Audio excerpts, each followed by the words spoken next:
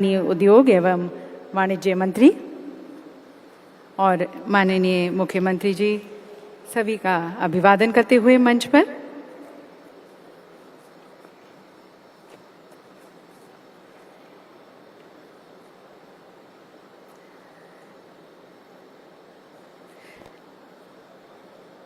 And ladies and gentlemen, good greetings to all of you also. Namaskar, Khamagani. आप सभी का मैं हार्दिक स्वागत करती हूँ in the land of Rajas, Rajasthan, which is today one of the emerging business hub in the country. And I welcome you all to the forum, the Invest Rajasthan Summit 2022, a forum where the commitment meets delivery. देवी सज्जनों, राजस्थान देश का सबसे बड़ा राज्य है। ये समृद्ध प्राकृतिक संसाधनों से संपन्न है। यहाँ पर मेहनतकश लोग हैं। एक पूर्ण विकसित नीतिगत ढांचा है जो कि व्यापार के लिए और निवेश के लिए एक बहुत ही अनुकूल वातावरण प्रदान करता है। और इन्वेस्ट राजस्थान समिट हमारे कद्दावर नेता, दृढ़ संकल्प वाले, ठोस निर्णय लेने वाले हमारे माननीय मुख्यमंत्री श्री अशोक गहलोत जी का राजस्थान को एक संपन्न और समावेशी राज्य के रूप में विकसित करने का उनका सपना, उनका संकल्प, उनकी प्रतिबद्धता, उनकी कमिटमेंट का प्रतीक है, उसकी अभिव्यक्ति है। And towards that, it is a clarion call to everyone to come and witness for yourself the growth, the progress, the promise of the state of Rajasthan, the opportunities which it has to offer to all of you. Take your own informed decisions and then be a part of the growth story of Rajasthan. तो देवी सज्जनों, इसी सोच और इसी मंशा के साथ आगे बढ़ते हैं और हमारे इन्वेस्ट राजस्थान समिट 2022 का विधिवत उद्घाटन करते हैं। ज्ञान और ज्योति के प्रतीक इस दीप को प्रज्वलित कर अपनी भारतीय परंपरा और अटूट विश्वास के साथ। और इसके लिए मैं निवेदन करती हूँ, आमंत्रित करती हूँ हमारे यशस्वी माननीय मुख्यमंत्री जी श्री अशोक गहलोत जी को कि वे अपने कर कमलों द्वारा इन्वेस्ट राजस्थान समिट 2022 का दीप प्रज्वलित कर उसका उद्घाटन करें। साथ साथ निवेदन है डॉक्टर सीपी जोशी जी से, ऑनरेबल स्पीकर विधानसभा, हमारी honourable industry minister Shrimati Shakuntala Rawat ji, director general CII Shri Chandrajit Banerjee, chief secretary Rajasthan Shrimati Usha Sharma ma'am और एडिशनल चीफ सेक्रेटरी इंडस्ट्रीज और कॉमर्स श्रीमती वीनू गुप्ता। सभी से निवेदन है कि आप इस शुभ परंपरा में शामिल हों और माननीय मुख्यमंत्री जी के करकमलों द्वारा अब हमारे इस फोरम का इन्वेस्ट राजस्थान समिट 2022 का श्री गणेश, मैं निवेदन करना चाहूँगी श्री गौतम अदानी जी से भी और मंचासीन हमारे सभी इंडस्ट्रियलिस्ट, सभी से निवेदन है कि आप भी प्लीज़ हमारी भारतीय परंपरा के साथ हम और ईश्वर की स्तुति और वंदना के साथ, सभी की शुभकामनाओं के साथ, सभी के लिए मंगल कामना के साथ इन्वेस्ट राजस्थान समिट का हम विधिवत उद्घाटन करते हैं।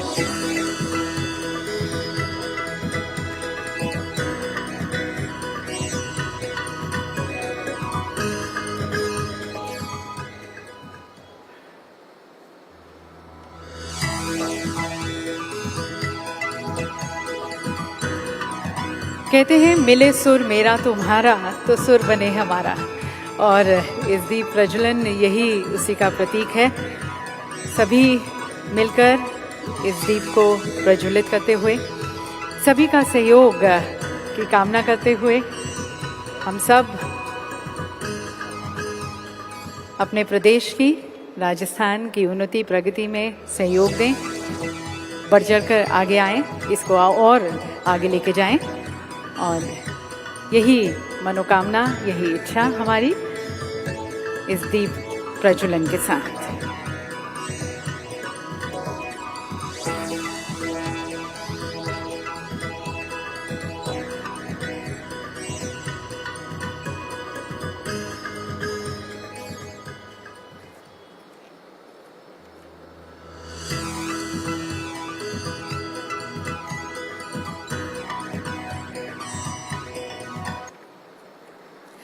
बहुत बहुत धन्यवाद माननीय मुख्यमंत्री जी और मंचासीन सभी का धन्यवाद। हमारी इस भारतीय परंपरा के साथ हमारे इन्वेस्ट राजस्थान समिट का विधिवत उद्घाटन श्री गणेश। देवी सज्जनों, गौरवशाली अतीत वाला राजस्थान आज भविष्य के द्वार पर दस्तक दे रहा है।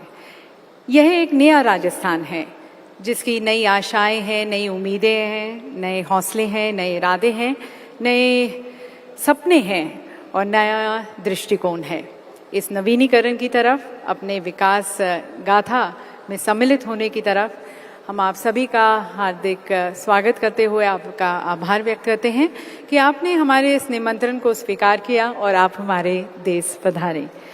तो सभी का धन्यवाद करने के लिए, सभी को आभार व्यक्त करने के लिए, स्वागत करने के लिए अब मैं निवेदन करती हूँ हमारी माननीय उद्योग एवं वाणिज्य मंत्री राजस्थान सरकार श्रीमती शकुंतला रावत जी को। उन्हें मैं आमंत्रित करती हूँ उनके स्वागत उद्बोधन के लिए।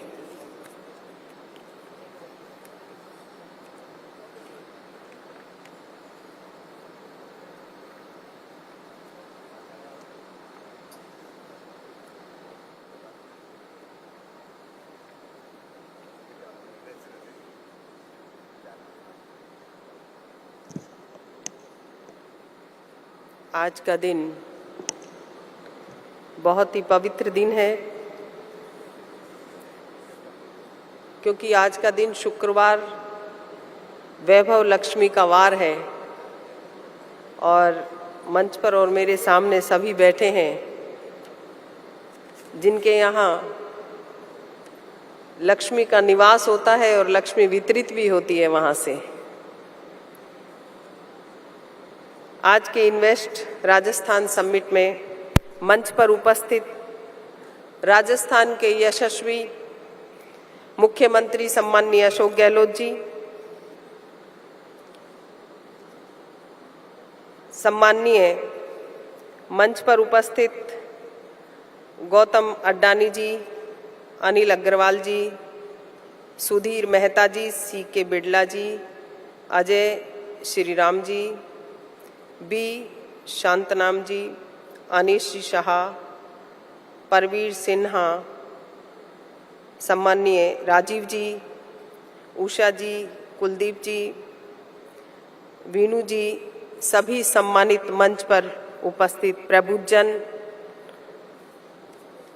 जो कई दिनों से हमारा समिट कोरोना और ओमिक्रॉन के कारण टल रहा था और आज के इस प्रोग्राम में सीआईआई के पूर्ण सहयोग के लिए मैं आभार व्यक्त करती हूँ। सभी यहाँ पर उपस्थित भी हैं। ये राजस्थान धरती धोरारी है जो कि मशहूर कवि जिन्होंने एक कविता लिखी कन्हैया लाल जी सेठिया जी ने हमारे राजस्थान की माटी का, वीरों का, देवों का, संतों का वर्णन किया कि धरती धोरारी आ तो सुरंगा ने शरमावे ई पर देव रमन ने आवे ईरो जस नर नारी गावे धरती धोरारी लुड़ लुड़ बाजरिया लहरावे मक्की लाल झालो देर बुलावे कुदरत दोनों हाथ लुटावे धरती धोरारी। तो कुदरत धरती हमारी यहाँ सोना निपजने वाली राजस्थान की धरा पर सभी मंचासीन प्रबुद्धजन का और मेरे सामने सभी उपस्थित इन्वेस्टर्स, आए हुए अतिथियों का मैं हार्दिक अभिनंदन करती हूँ, स्वागत करती हूँ कि आपने हमारे निमंत्रण को स्वीकार किया और हृदय से धन्यवाद देती हूँ। इस सम्मेलन में आयोजित हमारे राजस्थान के मुख्यमंत्री महोदय का सपना था कि मेरे राजस्थान इन्वेस्ट में अव्वल नंबर पर रहे, मेरे राजस्थान के युवा युवतियां, महिला युवकों को रोजगार मिले। इस सम्मेलन का आयोजन राजस्थान के सतत आर्थिक विकास, रोजगार के नए अवसर उपलब्ध कराने और औद्योगिकरण को बढ़ावा देने के दृष्टिकोण से किया जा रहा है। यह सम्मेलन राज्य और देश के पारंपरिक एवं उभर रहे सेक्टर्स पर केंद्रित है। यहाँ उपस्थित कई महानुभावों ने अपने अपने क्षेत्र में जो उपलब्धियां प्राप्त की हैं वो देश में ही नहीं बल्कि पूरे वर्ल्ड में अपना भारत देश का नाम रोशन किया है। हम भाग्यशाली हैं कि आज वो यहाँ पर सभी उपस्थित हैं। राजस्थान की धरा पर राजस्थान के प्रतिभावान उद्यमियों को प्रोत्साहन मिलेगा। उद्योग विकास को बढ़ावा देने के लिए, बड़े से बड़े लक्ष्य को हासिल करने के लिए छोटी सही मगर निरंतर प्रयास करना बहुत ही जरूरी है। मैं आशा करती हूँ राजस्थान जिस प्रकार से अभी तक जो सहयोग इन्वेस्टर्स का मिला है वो आगे भी मिलता रहेगा। हमारा राजस्थान सौंदर्य की दृष्टि से, शुद्ध वातावरण की दृष्टि से, सांस्कृतिक धरोहर वाले इस प्रदेश में समस्त प्रकार के संसाधनों की बाहुल्यता है। क्षेत्रफल देश में एक विशालतम राज्य होने के साथ साथ पर्याप्त बिजली, पानी, सड़कें, आवश्यक आधारभूत सुविधाएं, विभिन्न प्रकार के खनिजों, कृषि उत्पादनों में विविधता में संपन्नता राजस्थान में पाई जाती है। डीएमआईसी दिल्ली मुंबई कॉरिडोर का बड़ा हिस्सा हमारे राजस्थान से गुजरता है, जो कि एक भविष्य में विकास की धुरी है। राष्ट्रीय राजधानी क्षेत्र का 25% भाग राज्य में है। देश के 40% बड़े बाजारों तक हमारे राज्य की पहुंच है। प्रकृति की राजस्थान पर असीम कृपा है। खनिज संपदा राजस्थान देश में दूसरा स्थान है। राजस्थान में जिंक, लेड का एकमात्र उत्पादक है। सेरेमिक उद्योग के लिए आवश्यक अधिकतर खनिज यहाँ पर प्रचुर मात्रा में उपलब्ध है। हमारी सरकार का लक्ष्य है कि समावेशी संतुलित औद्योगिक विकास के दृष्टिकोण से इसको ध्यान में रखते हुए राजस्थान की औद्योगिक विकास नीति लागू की गई है। 2019 योजना 2026 तक जो चलेगी, निर्माण एवं सेवा क्षेत्रों में 30 ट्रस्ट सेक्टर हेतु आकर्षण परिलाभ कस्टमाइज पैकेज का विशेष प्रावधान किया गया है, जिनमें कृषि आधारित उद्योगों के लिए पृथक से कृषि संस्करण उद्योग नीति, सौर ऊर्जा नीति, विंड हाइब्रिड ऊर्जा नीति, पर्यटन नीति, एथेनॉल नीति एवं एमएसएमई नीति प्रमुख रूप से है राजस्थान में विद्यमान। राजस्थान की प्रथम हस्तशिल्प नीति जारी की गई है, जो पहले सिर्फ 2 राज्यों में थी, असम में और ओडिशा में, जो हमारे अब राजस्थान में मुख्यमंत्री महोदय ने लागू की है, जिससे हथकरघा और हस्तशिल्प को पुनर्जीवित करने का लाभ मिलेगा। सबसे बड़ा राजस्थान के मुख्यमंत्री महोदय की जो योजनाएं हैं, चाहे रिप्स की हो, एमएसएमई हो, मुख्यमंत्री लघु प्रोत्साहन योजना हो, जिसमें 25 लाख तक का कोई इन्वेस्ट करेगा तो 8% ब्याज अनुदान राशि सरकार की तरफ से देय होगी। 5 करोड़ तक का करेगा तो 6% अनुदान राशि देय होगी। 10 करोड़ पर 5% अनुदान राशि देय होगी। स्टाम्प ड्यूटी 0% है, भूमि कर 0% है, विद्युत कर 0% है। 5 वर्षों तक अगर कोई उद्यमी अपना उद्योग धंधा स्थापित करता है तो उसको किसी तरीके की कोई विभागीय जांच परख के लिए परेशान नहीं किया जाएगा। SC, ST महिलाओं के लिए अलग अलग क्षेत्र में अलग अलग योजनाएं राजस्थान के मुख्यमंत्री महोदय ने हर वर्ग को ध्यान में रखते हुए बनाई हैं। और उससे भी बड़ा कि जो PF उद्यमी अपने कर्मचारियों को देता है, अधिकारियों को देता है, उसमें भी सरकार ने, राजस्थान के मुख्यमंत्री महोदय ने 50% देने का योजना बनाई है, देने का फंड का प्रोविजन किया है राजस्थान की सरकार ने। इससे उद्यमी को अपना उद्योग धंधा स्थापित करने में किसी तरीके की कोई परेशानी नहीं आएगी। और होटल को टूरिज्म में एक घोषणा करना, एक योजना बनाना ही नहीं, बल्कि उसे लागू कर दिया गया। इंडस्ट्रीज की तरह उसे भी सभी चीजों में छूट लागू कर दी गई है। ये बहुत बड़ा एक अचीवमेंट है राजस्थान का। खादी हो, चाहे रूड़ा हो, चाहे हैंडीक्राफ्ट हो, हर क्षेत्र में राजस्थान की योजनाओं से आगे बढ़कर के कोई स्टेट नहीं है। और सबसे बड़ी जो राजस्थान के मुख्यमंत्री महोदय की जो योजनाएं हैं, हर वर्ग को ध्यान में रखते हुए बनाई गई है। मैं इसलिए ये योजनाएं बताना चाहती हूँ कि इन्वेस्टर्स आए, इन्वेस्टर्स का स्वागत है। राजस्थान के मुख्यमंत्री महोदय की तरफ से आप कोई प्रश्न लाएं तो उसका उत्तर भी साथ में लेकर के आए, जिससे मुख्यमंत्री महोदय ने ये कह रखा है कि हमारी सरकार की तरफ से जो इन्वेस्टर्स मांगेगा वो हम उसकी मांग पूरी करेंगे। सिर्फ और सिर्फ एक ही हमारी मांग है कि हमारे राजस्थान के युवा और युवतियों को रोजगार मिले, बस इसी टारगेट को प्राप्त होना चाहिए।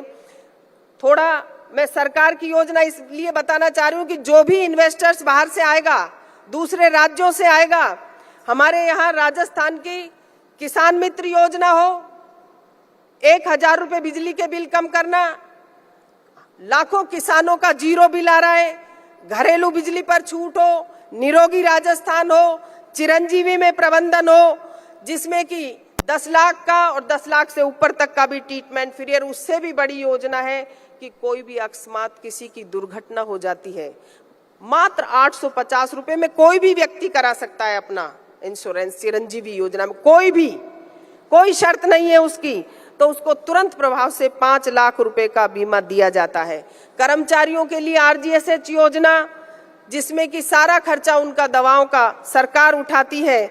ओल्ड पेंशन हो, फ्री दवा हो, उड़ान योजना हो, छात्रवृत्ति हो, बालिकाओं को शिक्षा हो और महिला उद्यमियों के लिए विशेष योजना हर क्षेत्र में जो राजस्थान के मुख्यमंत्री महोदय ने दी है वो बहुत ही सराहनीय है।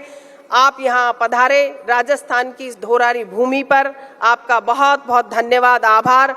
और आप सभी यहाँ पर आए तो एक राजस्थान नई उपलब्धि प्राप्त करेगा।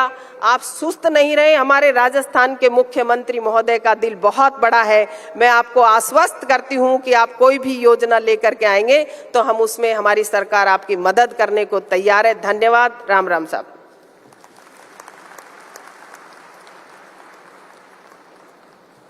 बहुत बहुत धन्यवाद माननीय मंत्री महोदय आपके उद्बोधन के लिए। और देवी सज्जनों, जैसा कि माननीय मंत्री जी ने कहा, राजस्थान सरकार पूरी तरह से कमिटेड है, प्रतिबद्ध है महिलाओं के सशक्तिकरण की तरफ, सभी वर्गों के सशक्तिकरण की तरफ और सभी सेक्टर्स को अनेक ऊंचाइयों तक ले जाने की तरफ माननीय मुख्यमंत्री जी के नेतृत्व में। In fact, as a run-up to this summit, there were many meetings, interactions, discussions, deliberations which were held in the last few months, having a discussion with the various industry people, various MOUs were signed, proposals were discussed. In fact, a lot of action on the ground which actually took us and has taken us to this D-Day. So we take you now through this very accomplishing journey. And for the same, I would like to request and invite Shrimati Veenu Gupta, Additional Chief Secretary, Industries and Commerce, Government of Rajasthan, for her presentation.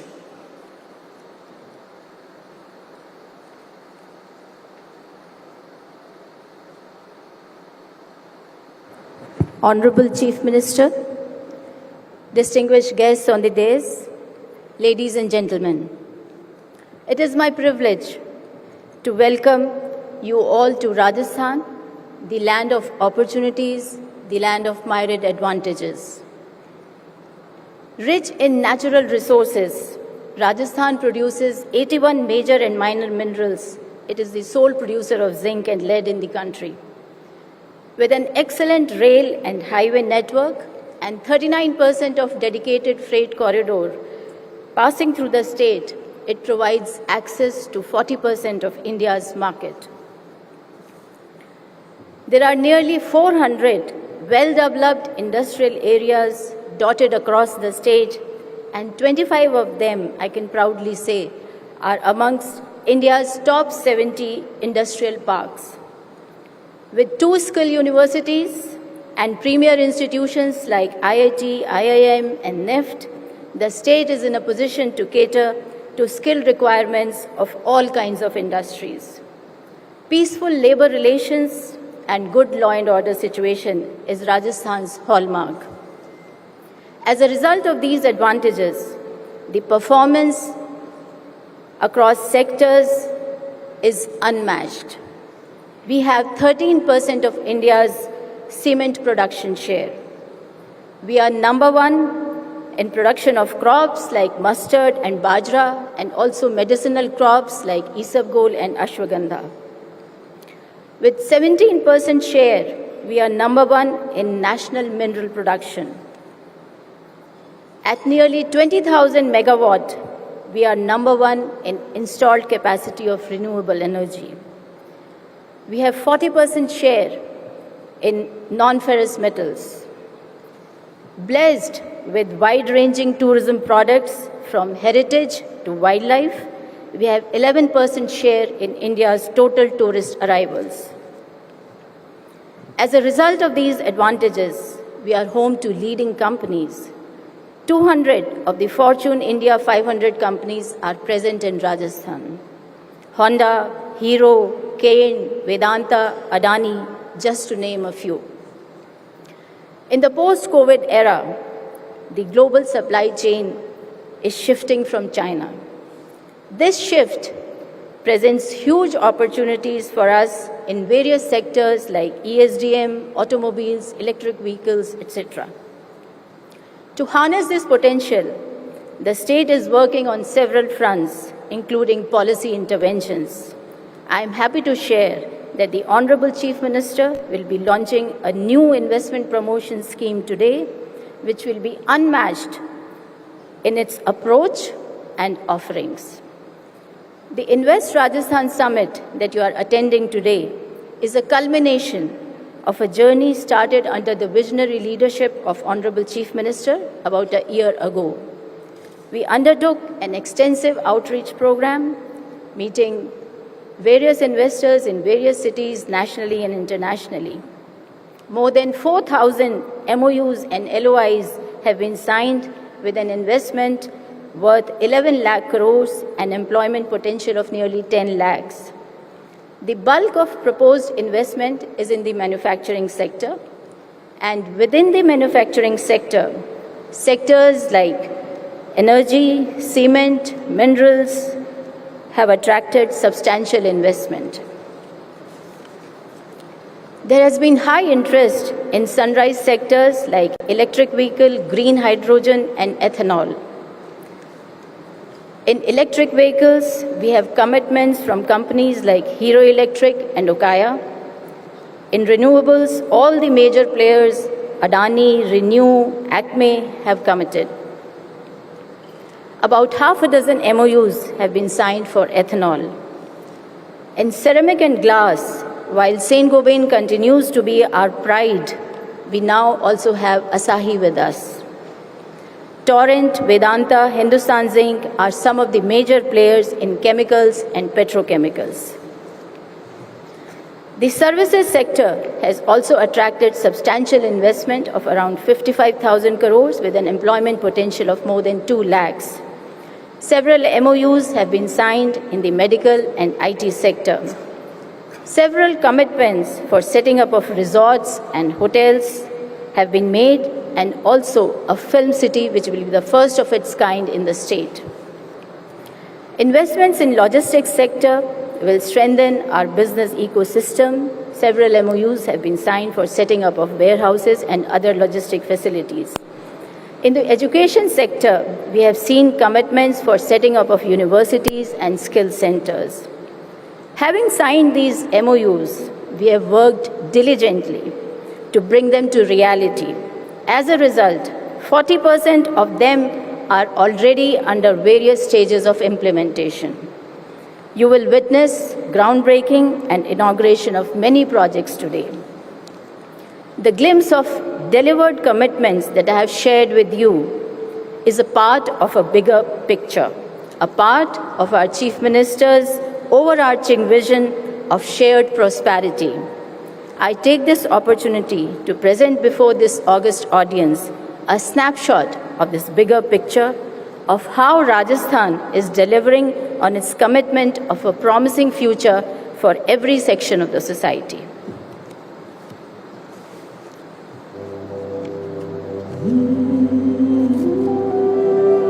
This is Rajasthan, a state committed to delivering to its people the promise of economic success, well-being, and shared prosperity. Setting a benchmark for the entire country, Rajasthan's Mukhya Mantri Chiranjeevi Swasthya Bima Yojana provides health cover for up to 10 lakh rupees to every family for cashless IPD treatment in hundreds of hospitals across the state. Every Chiranjeevi family has also been provided an accident cover of 5 lakh rupees.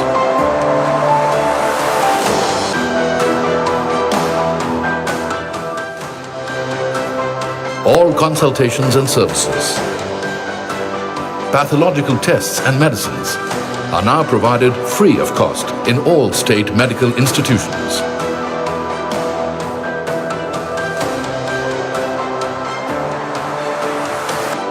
To ready our children for the future and make them competitive at the global level, more than 2,000 English medium schools are being opened.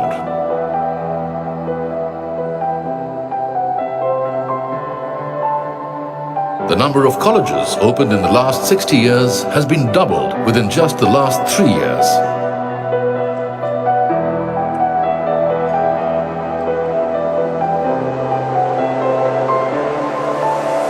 The state is also setting up world-class institutions of advanced learning to train its youth on the latest cutting-edge technologies. The state's Indira Gandhi Shahri Rozgar Guarantee Yojana provides families residing in urban areas with 100 days of employment per year.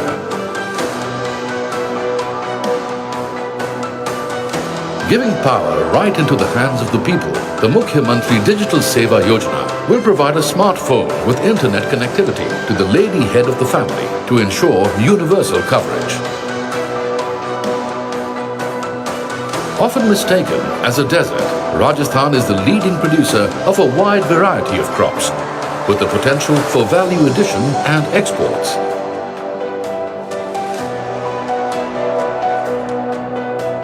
With over 80 lakh families dependent on agriculture, the farmer is still the pivot of our economy.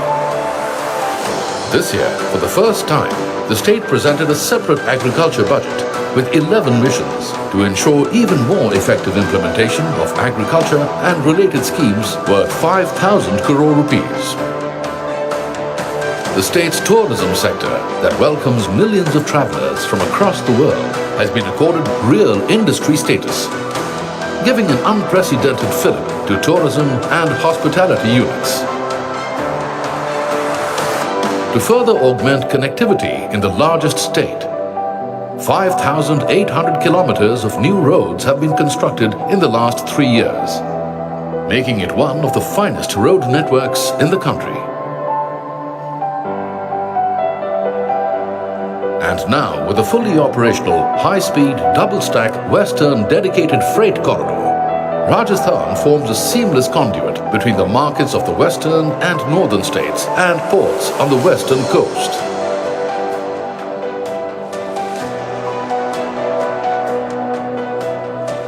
Power is abundant and going greener, with Rajasthan now having the country's highest installed solar capacity and also the world's largest operational solar park.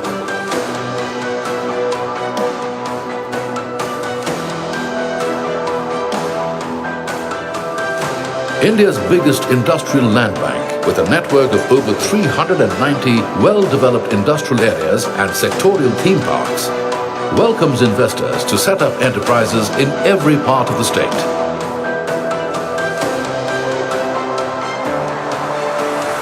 Rajasthan also offers the most compelling package of incentives and concessions for enterprises across sectors.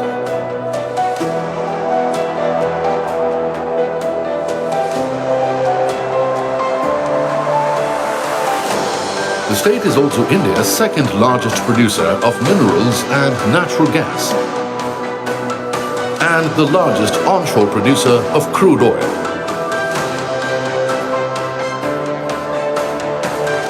The upcoming 9 million metric ton refinery cum petrochemical complex at Pachpadra in Bardmer will be the new epicenter of economic activity in the country. Rajasthan offers competitive advantages and a thriving ecosystem in many sectors. translating into opportunity for profitable investment.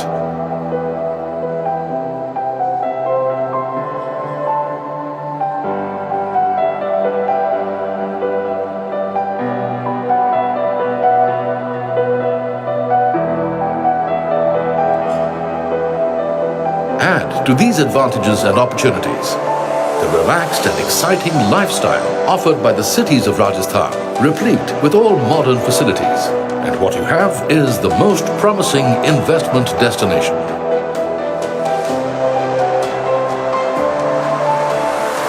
This is a new Rajasthan, a state committed to greater individual, social and economic well-being. A state delivering the promise of a good life and a good future to its people.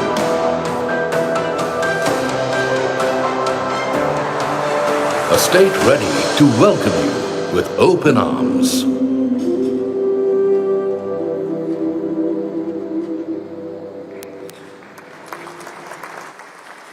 So as you saw and heard, ladies and gentlemen, this is a state which stands committed to its people.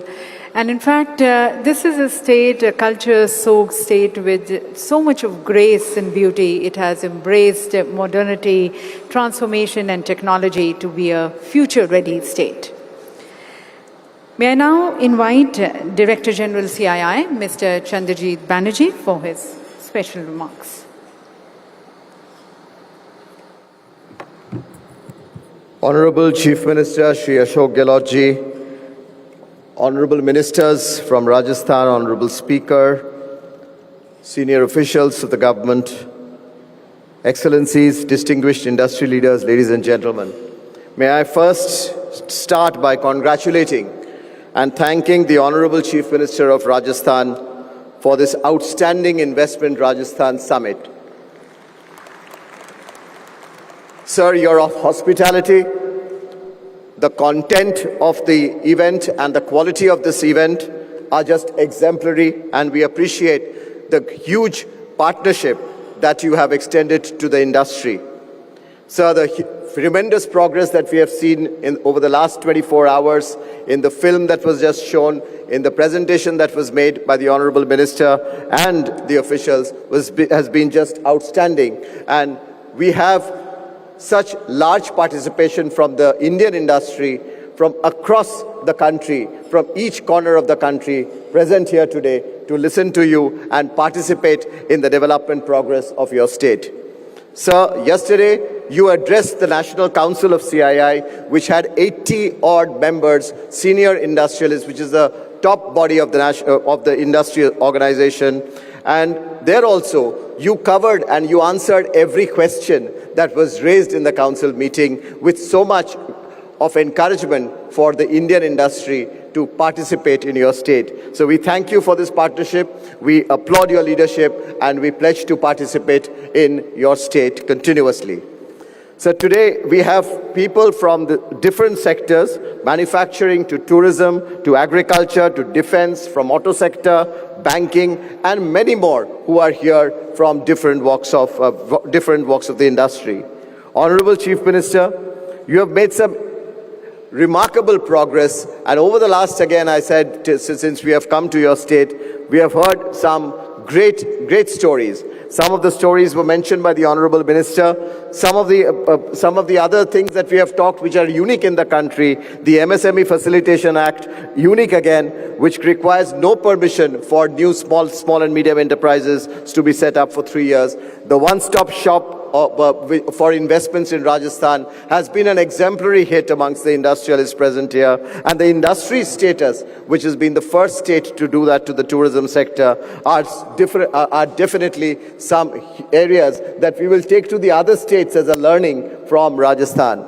Honorable Chief Minister, sir, CII has been present in your state for the last 32 years, from 1990. Sir, we have been working proactively under your leadership on many areas of social sector development, skill development, investment generation, tourism, agriculture, employment generation, and we will continue to do so, sir. Sir, I'm happy also to state that when you inaugurated the CII NBC Model Career Center in Jaipur in 2019, just 2 years back. Since the last 2 years, this career center has been able to offer job and employment to 21,000 youths of Rajasthan. And we are now upgrading this private employment exchange to a skill development center. Sir, you have also in your budget given the opportunity for CII to work with the Dalit India Chamber of Commerce, and the Honorable Minister also alluded to the opportunities of the less privileged, and we will be working closely with Dicky to bring up this incubation cum training center in your state, sir. We look forward to your working with you. There are many areas, one can go on and on to where we see opportunities, be it in the field of energy, clean energy, and we have 10 centers of excellence on different fields of sustainability. Sir, we will see to it that we extend those 10 centers' expansion plan in Rajasthan, in your state. Sir, we will, through the large industry members of CII, see how the startup, again an area of your passion, how the startups could be connected with the large companies through their mentorship and also through business opportunities. Sir, we will also participate in your state's export strategy. Each and every district of your state has some phenomenal products, and we will see to it that we will work and assist your government, sir, in seeing to it that it gets that global connectivity and exports and your products are reached around the world. So we would continue to engage in your investment facilitation, policy inputs and social development. We have had a great journey of CII, working closely with your state government, sir, under your leadership, and we shall certainly continue this partnership under your kind leadership. Once again, sir, many congratulations and thank you for giving us this opportunity to showcase your state to the rest of the country and the world. Thank you. Thank you, sir. And ladies and gentlemen, as the Director General CII said, we have been today joined by very eminent personalities, guest speakers, the leading industrialists of the country. We now invite their views and forward thinking. And may I first request Dr. Praveer Sinha, the Managing Director and CEO, Tata Power Company Limited, to please address the August gathering.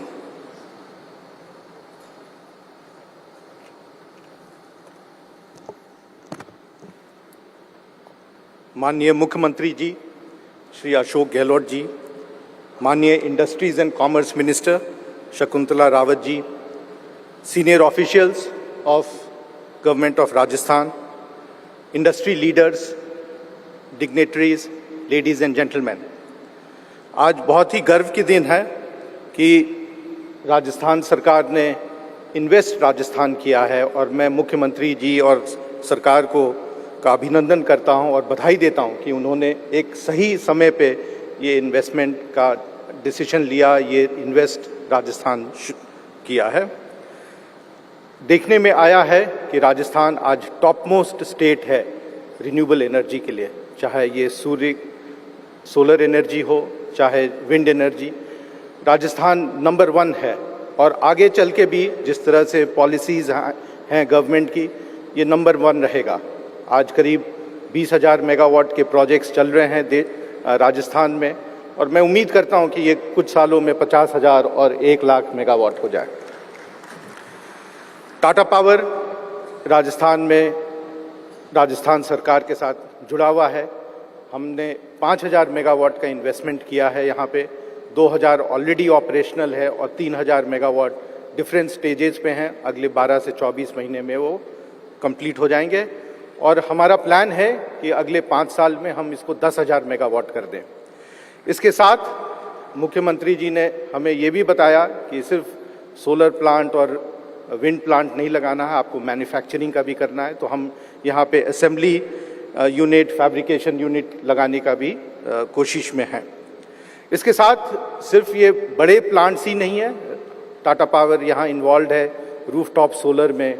काफ़ी शहरों में और छोटे शहरों में भी rooftop solar का काफ़ी पेनिट्रेशन हुआ है।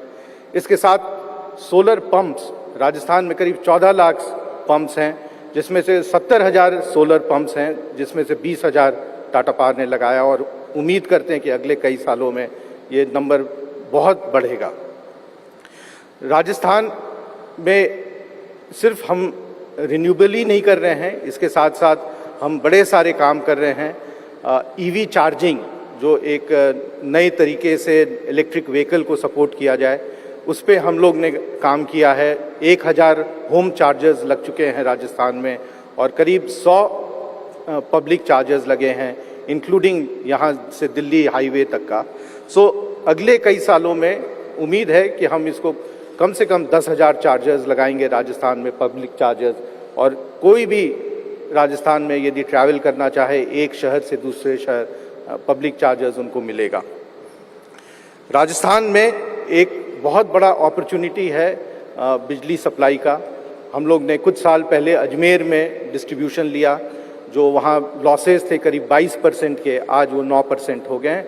और मैं उम्मीद करता हूँ कि जिस तरह से फॉरवर्ड लुकिंग पॉलिसीज़ गवर्नमेंट की है, हमें मौका मिलेगा और भी शहरों में अच्छी बिजली सप्लाई करने का, रिलायबल बिजली सप्लाई करने का, कस्टमर सर्विस देने का।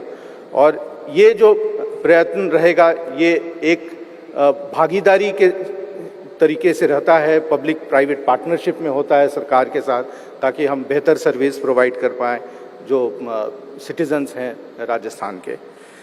ऑन CSR ऑल्सो हम लोग ने काम शुरू किया हुआ है। हमने 3 वोकेशनल सेंटर्स लगाए हुए हैं, जिसमें महिलाएं और युवक और युवतियों को काम मिलता है, चाहे वो कंप्यूटर ट्रेनिंग हो या अदर स्किल सेट्स हो। काफ़ी सारे ट्रेनिंग हम लोग वहाँ प्रोवाइड करते हैं। ये काफ़ी इंटीरियर एरियाज़ में है, लोहरकी में है, छायन में है, फलोदी में है, और मैं उम्मीद करता हूँ कि ये इंक्रीज़ करेंगे ताकि ये ज़्यादा से ज़्यादा युवक और युवतियों को संगठित कर पाए, उनको काम सिखा पाए, और महिलाओं के साथ सेल्फ हेल्प ग्रुप को डेवलप करेंगे। सो मैं आपको आश्वस्त करना चाहता हूँ माननीय मुख्यमंत्री जी कि टाटा पावर की तरफ से हम आपके साथ पूरा योगदान करेंगे, हम आपके साथ भागीदार रहेंगे इस डेवलपमेंट प्रोसेस में, और जो नए राजस्थान को आप स्थापना कर रहे हैं उसमें हम आपके साथ हिस्सेदार रहेंगे। Thank you very much.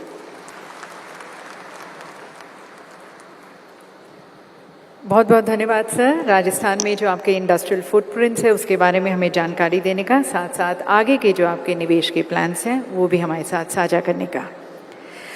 अब मैं आमंत्रित करती हूँ डॉक्टर अनीश शाह जी को, managing director and CEO Mahindra and Mahindra limited.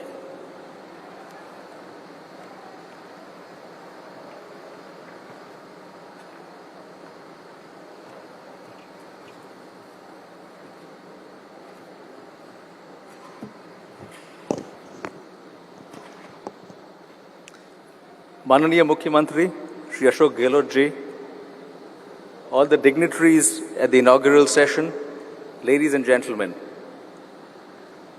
as a long-standing partner of Rajasthan, I am honored to address this esteemed gathering at Invest Rajasthan on behalf of the Mahindra Group.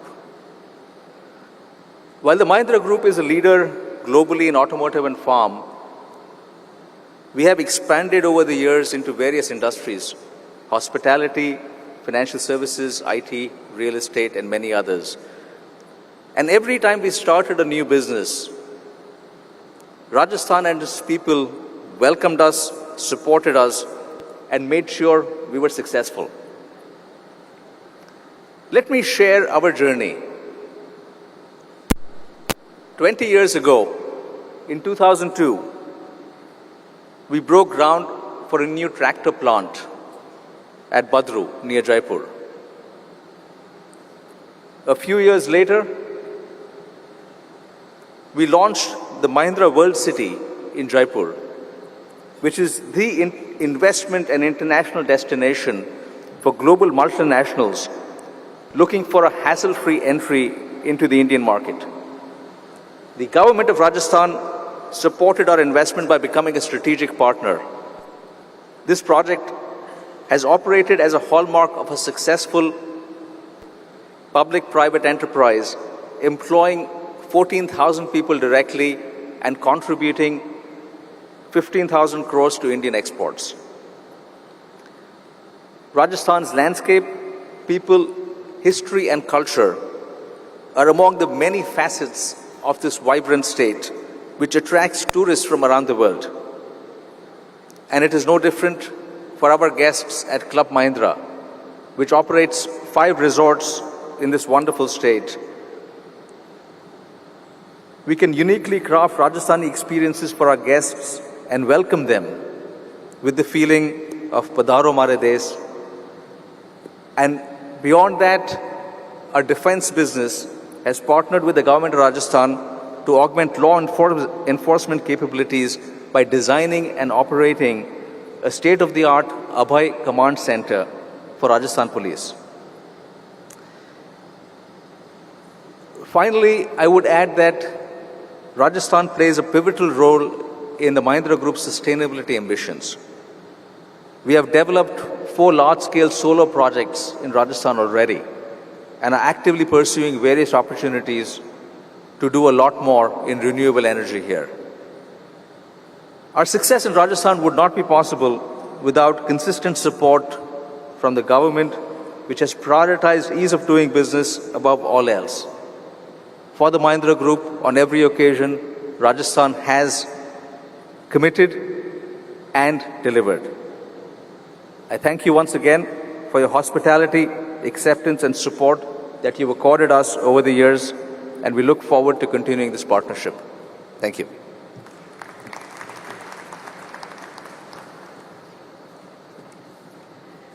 Thank you, sir, for your contribution and commitment to the state of Rajasthan.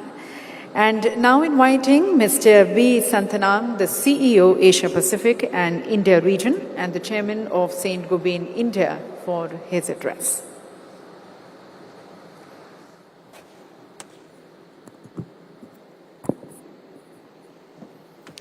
Honorable Chief Minister, Shri Ashok Gehlot ji, distinguished guests, senior government officials, it's indeed a proud privilege for us to participate in this Invest Rajasthan. And I'm going to say a few words about our experience in Rajasthan. A decade plus ago, we hadn't even thought about Rajasthan as a potential place for investment. I do fondly recall that the then Mr. Ranka, he was in charge of the industrial promotion, he had come and made a special visit to our place in Chennai, and he said that, why are you not considering Rajasthan? And Honorable Chief Minister, you'd be happy to know that you laid the foundation for our first investment, where we invested over 1,200 crores. And that's really a flourishing and contributes to over 10% of India's glass production today, the float glass production.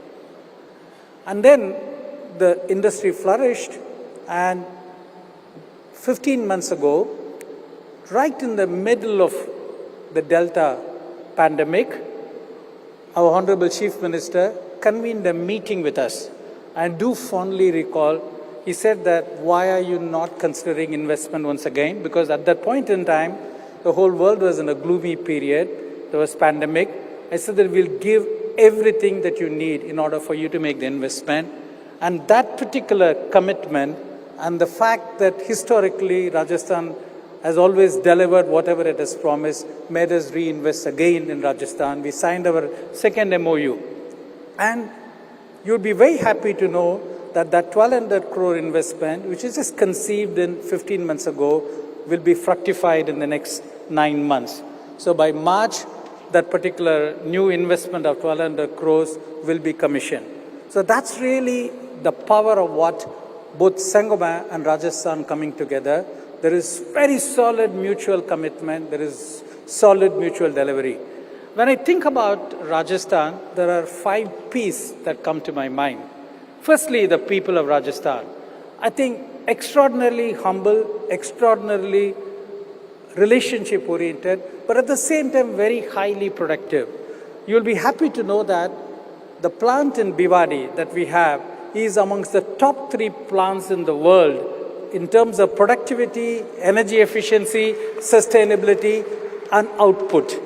And we have over 30 such facilities all over, from China to Brazil to Europe to America. So that is really the power of the people of Rajasthan, and they've been extremely productive and enormous value addition to not just the country but also to our companies. The second P that comes to me is really the progressive and proactive machinery, the government machinery under the Honorable Chief Minister as well as the bureaucrats. I think they have been absolutely fantastic right through. And I do recall during the pandemic, we can't stop our lines, and they went extraordinary effort to make sure that we followed all the right protocols, we worked with them and made sure that our lines are running very well. And that really made a huge difference when we look at our investment. Third is the policies. The policies have been very, very flexible and very highly tailor-made to each and every industry's unique needs. And I think that's really something which is very special about Rajasthan. We've worked with the Chief Secretary, we've worked with the Finance Secretary, the Industry Secretary, and the RICO Chairman. All of them work together with collaborative spirit to make sure they deliver whatever they committed. And that's really something which I can say. And I can tell you today, and that almost every single financial benefits that we have to receive, on date, Rajasthan has delivered. I can't think of any other state in India which delivers it time after time, quarter. So when you're really investing it, so it's a progressive, and the whole thing is a partnership orientation. Whether you are in difficulty like during the pandemic or whether things are going very well, I think there is a partnership spirit. That's the fourth P. But when you all have all of this, the businesses are in the pink of health. And I'm not surprised that this is a state and therefore the pink of health. So when I really look at this, the people, the progressive government, the proactive government, the policies, and the flexibility and the fact that you can prosper in this state, I'm not very surprised. Companies like us will continue to stay invested in the state. Really look forward to working with you and your team, sir. Thank you.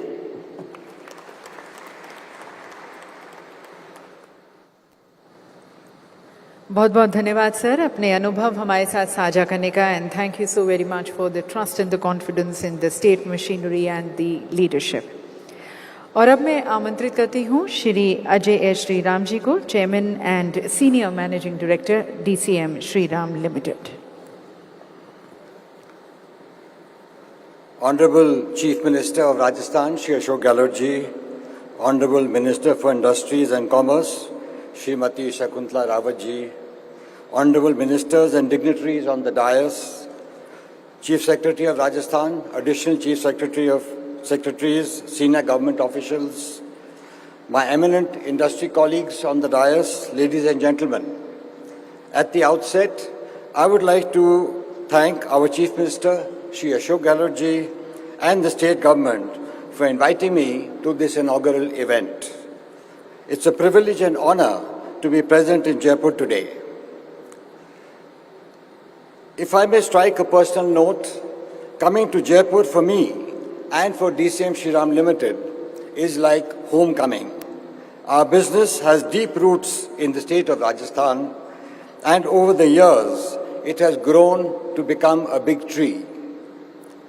We established our multi-product manufacturing facility in Kota in 1963. And since then, it has grown manyfold.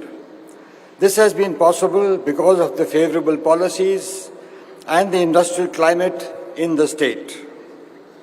The entire ecosystem has encouraged ancillarization and other services to come up, which are essential and an integral part for large industries to flourish. Our numbers speak for the growth trajectory.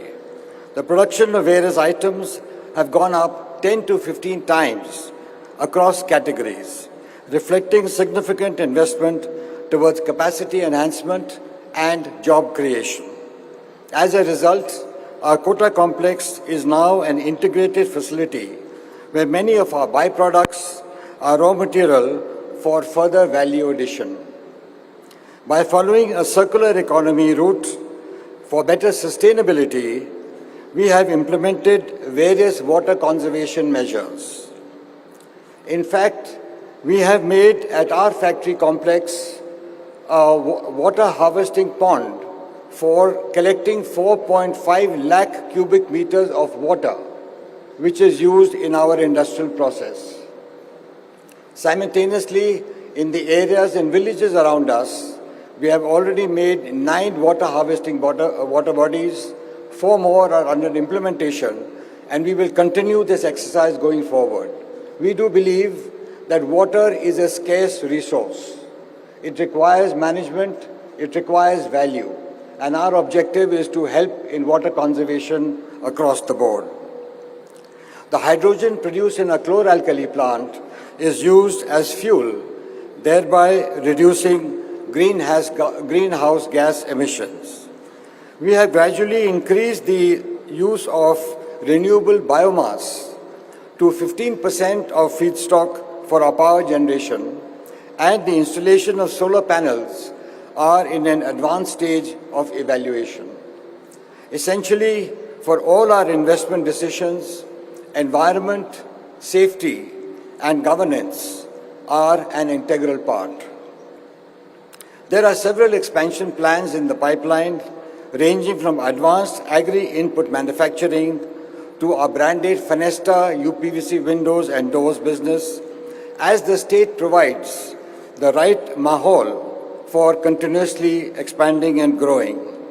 The introduction of a single window system as part of the ongoing business reforms is most welcome. Setting up of ITIs with industry partnership have provided adequate skilled manpower. Our company too has partnered in setting up ITIs.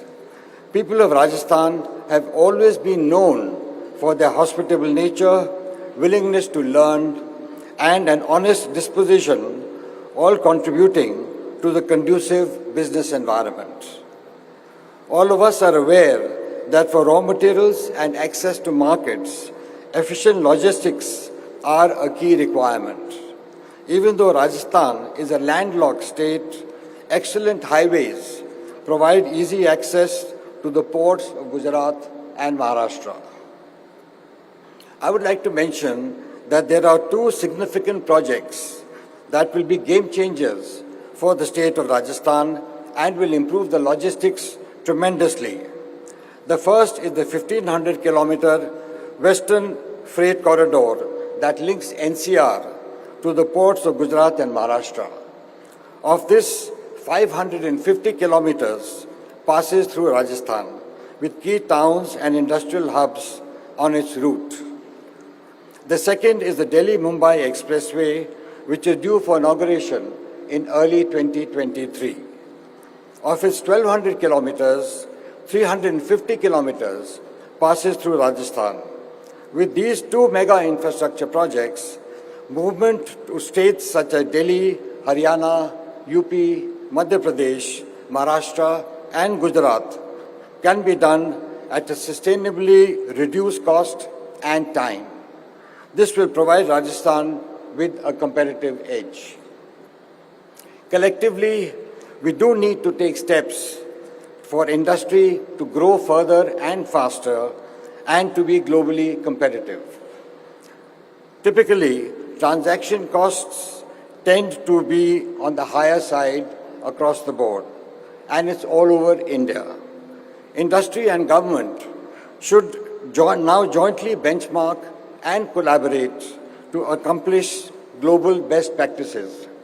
Sirs, I'd like to mention that on behalf of CII, we would be honored to work with your state government to study these aspects and see how we can work more to attract industry and provide jobs to the state of Rajasthan. Another area that offers Rajasthan a niche opportunity is to value add to agricultural produce that is unique to the state. It could range from millets to cumin and medicinal plants to organic horticulture. This will provide farmers with additional income and generate employment for a large number of farm labor. Ladies and gentlemen, I would like to once again thank the state of Rajasthan for inviting me and providing me the opportunity to share my experiences. I'm sure that this event will attract investment and generate employment, which is the need of the hour. Thank you.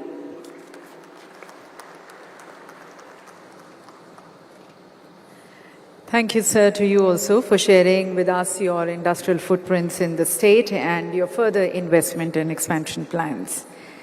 And now inviting Mr. Sudhir Mehta, the chairman of Torrent Group, for his address.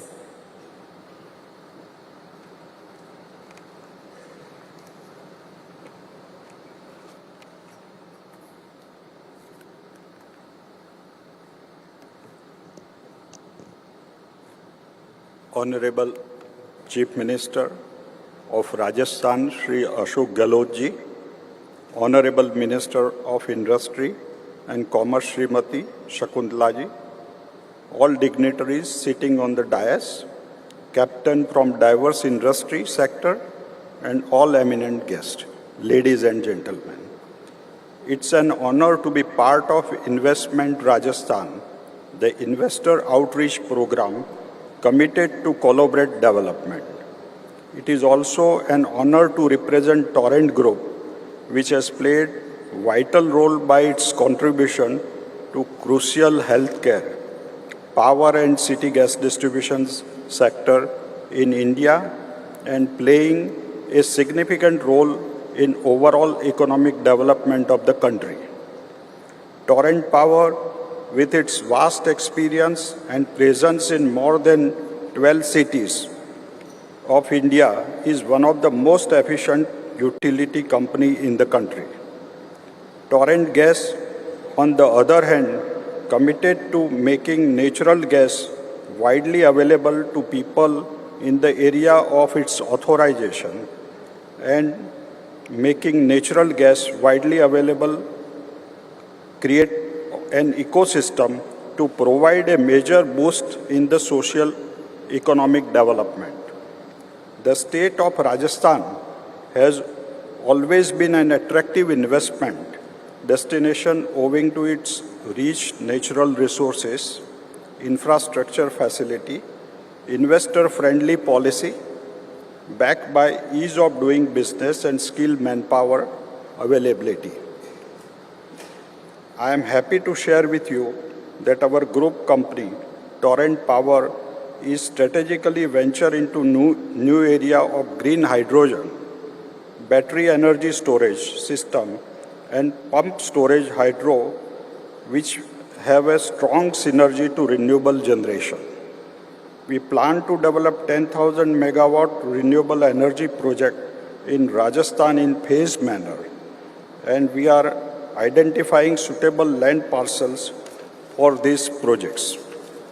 This proposed plan in renewable energy and hydrogen will involve an investment of more than 60,000 crore, which will help us to grow sustainably, profitability, creating a value for our stakeholder in the medium and long term. Torrent Gas, our other and group company, is one of the youngest and fast-growing city gas distribution utility in the country, authorized by the PNGRB to develop CGD. In Rajasthan, we are authorized in 5 districts: Jaipur, Alwar, Kota, Baran, and Dholpur, for distribution of CNG for vehicle and PNG for domestic cooking industrial unit and commercial established. Torrent proposed to invest more than 6,000 crore for creation of gas distribution infrastructure in the state of Rajasthan. Torrent is committed to connect more than 50 industries in Alwar district and entire Rico Dholpur industrial area by March 2023. This overall infrastructure shall not only give the citizen a cleaner tomorrow, but also boost to the socio-economic development of the transport sector. On the healthcare front, Torrent planned to invest also in Rajasthan in hospitals and other allied sector. I am sure that Investment Rajasthan Summit will definitely prove to be a fruitful platform for enhancing new investment and creating more business partnership, and also be a platform for valuable deliberation for charting course of balance and sustainable social economic development of the state of Rajasthan. Thank you. Jai Hind.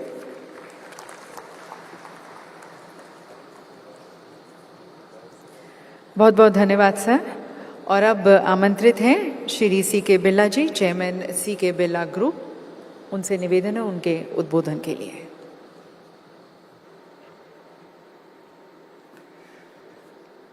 आदरणीय मुख्यमंत्री जी श्री अशोक गहलोत जी, आदरणीय industry and commerce minister Rajasthan government Shrimati Shakuntala Rawat, doctor CP Joshi, honourable speaker, government officials and various dignitaries, ladies and gentlemen. It is a great pleasure to be here with all of you today in Rajasthan, a state where the legacy of the Birla family is rooted.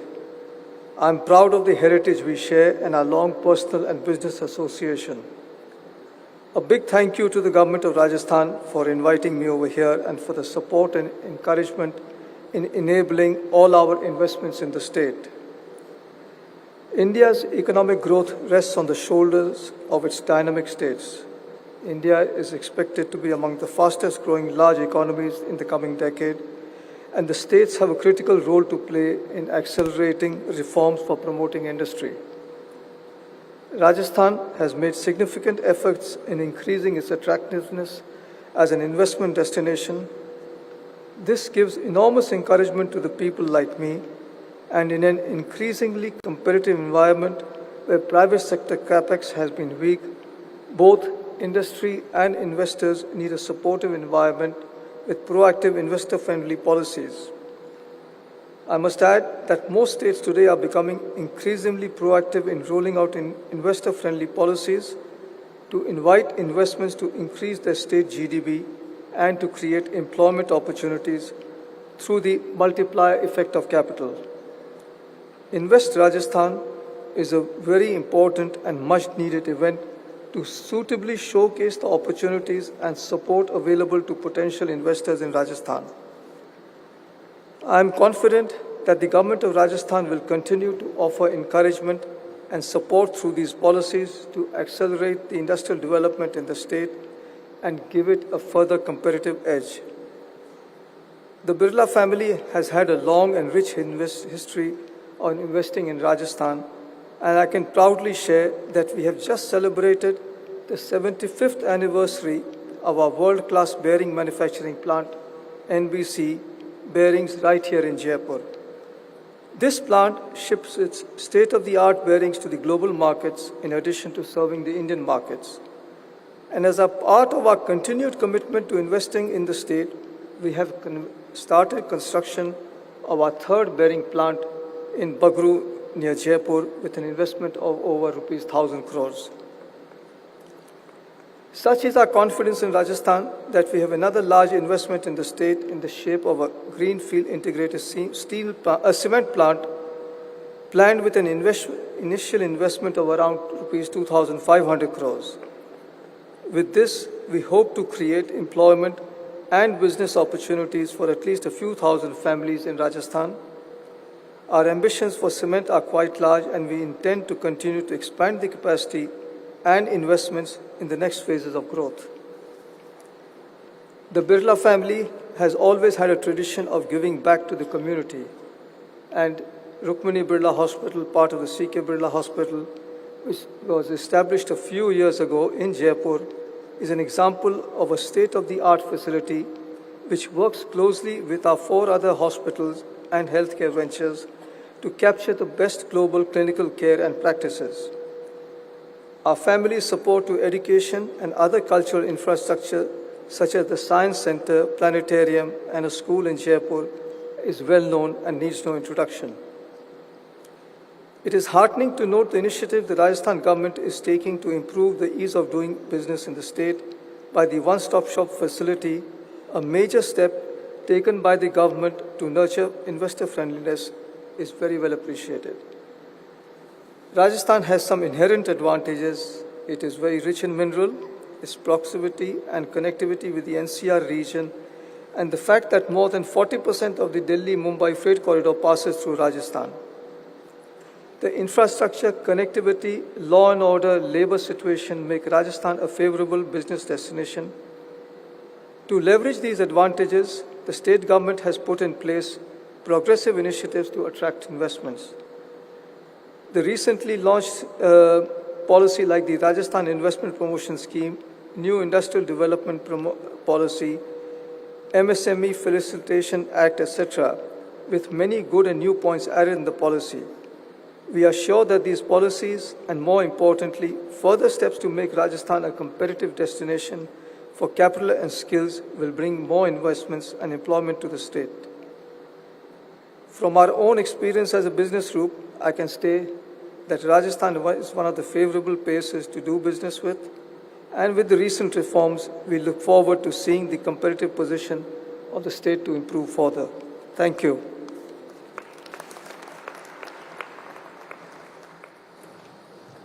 Thank you, sir, for sharing with us your industrial and very remarkable philanthropic footprints in the state of Rajasthan and your further business plans here. And now inviting Mr. Anil Agarwal, the founder and chairman of Vedanta Group, to please address the August gathering.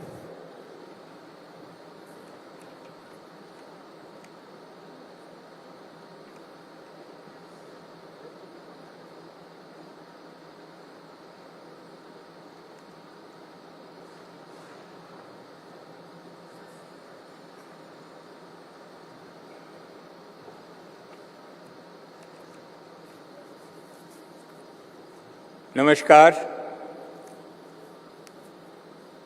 मैं जब छोटा था तो हम लोग चौमू में रहते थे और चौमू से फिर यहाँ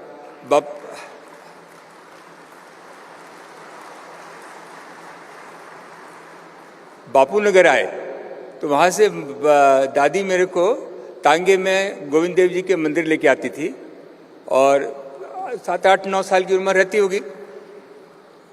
उस समय वो एक कहानी सुनाती थी कृष्ण और अर्जुन के बीच की, सगुण और निर्गुण। बोलती थी कि अर्जुन ने कृष्ण जी को पूछा कि ये सगुण और निर्गुण में क्या फर्क है। तो उन्होंने कहा कि निर्गुण जो है वो भगवान की खाली भक्ति करता रहता है, वो मेरे बहुत प्रिय है, वो रात दिन भजन ही करता रहता है। और सगुण जो है वो भी मेरे काम में लगा रहता है, लेकिन कभी उसको मेरी नाम लेने की फुर्सत नहीं रहती है, लेकिन वो खाली मेरा ही काम करता रहता है, खाली मेरे काम में ही लगा रहता है कि कैसे मैं जन सेवा करूं, कैसे मैं समाज का हित करूं। तो अर्जुन ने पूछा कि दोनों में से आपको कौन प्रिय है।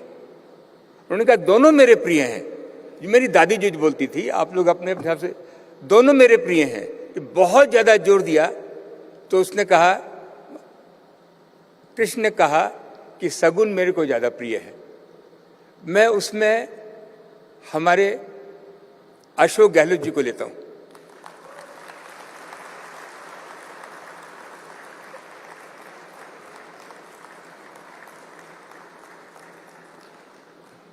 मेरे को यहां आमंत्रित करने का अशोक गहलोत जी, सीपी जोशी जी, सारे मंत्रीगण, हमारे अडानी साहब, सीके बिरला साहब, सारे लोग इकट्ठे हुए हैं। ये सब हम लोग जुड़े हुए हैं एक दूसरे से। और राजस्थान जो एक जगह है वो एक अद्भुत, एक ईश्वर की देन है।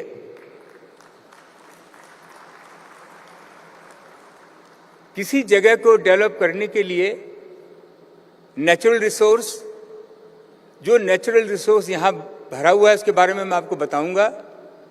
ह्यूमन रिसोर्स, जो आपको यहाँ काम करने वाले मिलेंगे, हमारे यंग युवा, मैं उन्हीं के लिए आया हूँ कि जो आज हमारे मुख्यमंत्री जी ने जो आह्वान किया है, स्पेशली लड़कियों को। मैं लास्ट 2 महीने पहले आया था, उस समय उन्होंने आईटी की कुछ कॉन्फ्रेंस की थी और हर गांव से एक एक बच्चे को, 2-2 बच्चों को बुलाया था और उनको प्रेरित किया था कि आप टेक्नोलॉजी के माध्यम से, डिजिटल के माध्यम से अपने गांव का उद्यम को आगे बढ़ाओ। तो उसमें मैंने कहा था कि आप ही लोग इस राजस्थान की धरती को आगे लेके जा सकते हो, और इस तरह की बात भी सोचना सरकार के लिए बहुत बड़ी बात है। राजस्थान जो है, मैं यहाँ काम करता हूँ, ये दूसरा मिडिल ईस्ट है। यहाँ पे जितना तेल भरा हुआ है, जितनी गैस भरी हुई है, मेरे हिसाब से ये मिडिल ईस्ट का मुकाबला कर सकती है। हमारे यहाँ जो खनिज भरा हुआ है, चाहे वो रॉक फॉस्फेट हो, चाहे वो सोना हो, चाहे वो चांदी हो, चाहे वो जिंक हो, चाहे रेयर अर्थ हो। रेयर अर्थ की मैंने देखा कि पूरी दुनिया में आज शॉर्टेज है। चाइना ने पूरा कंट्रोल कर रखा है। वो सबसे ज़्यादा मात्रा में हमारे राजस्थान में है। चाहे वो लिथेनियम हो, चाहे पैलेडियम हो, चाहे जो भी आपको चाहिए वो राजस्थान में है। राजस्थान में सरकार ऐसी है जो आगे बढ़ने देना चाहती है। बहुत सारे काम राजस्थान गवर्नमेंट को सेंट्रल गवर्नमेंट के साथ बातचीत करके उनकी ड्यूटी कम कराना, उनको प्रेरित करना, जिससे कि आगे से आगे सिंपल तरीका से हम लोग इस खनिज को आज हिंदुस्तान में अगर 100 रुपया है तो 63 रुपया खाली इंपोर्ट में चला जाता है, वो भी सारा का सारा नेचुरल रिसोर्स में। और ये सारा नेचुरल रिसोर्स राजस्थान जैसे पंजाब पूरे देश को खाना खिलाता है। हमारा राजस्थान पूरे देश को, चाहे वो किसी भी तरह, आज हम टेक्नोलॉजी में भी जाते हैं, चाहे हम सेल फोन बनाएं, चाहे लैपटॉप बनाएं, चाहे टीवी बनाएं, चाहे कोई भी इलेक्ट्रॉनिक आइटम बनाएं, उसमें सबसे ज़्यादा मेटल का ही कंजम्पशन होगा। मैं आज आप लोगों से और भी बोलने वाला हूँ। मेरे सबसे खास मित्र अडानी साहब बैठे हुए हैं। हम राजस्थान में पहले गुजरात में सेमीकंडक्टर की फैक्ट्री लगा रहे हैं और ग्लास की फैक्ट्री लगा रहे हैं। एक क्लस्टर बनाना चाहते हैं।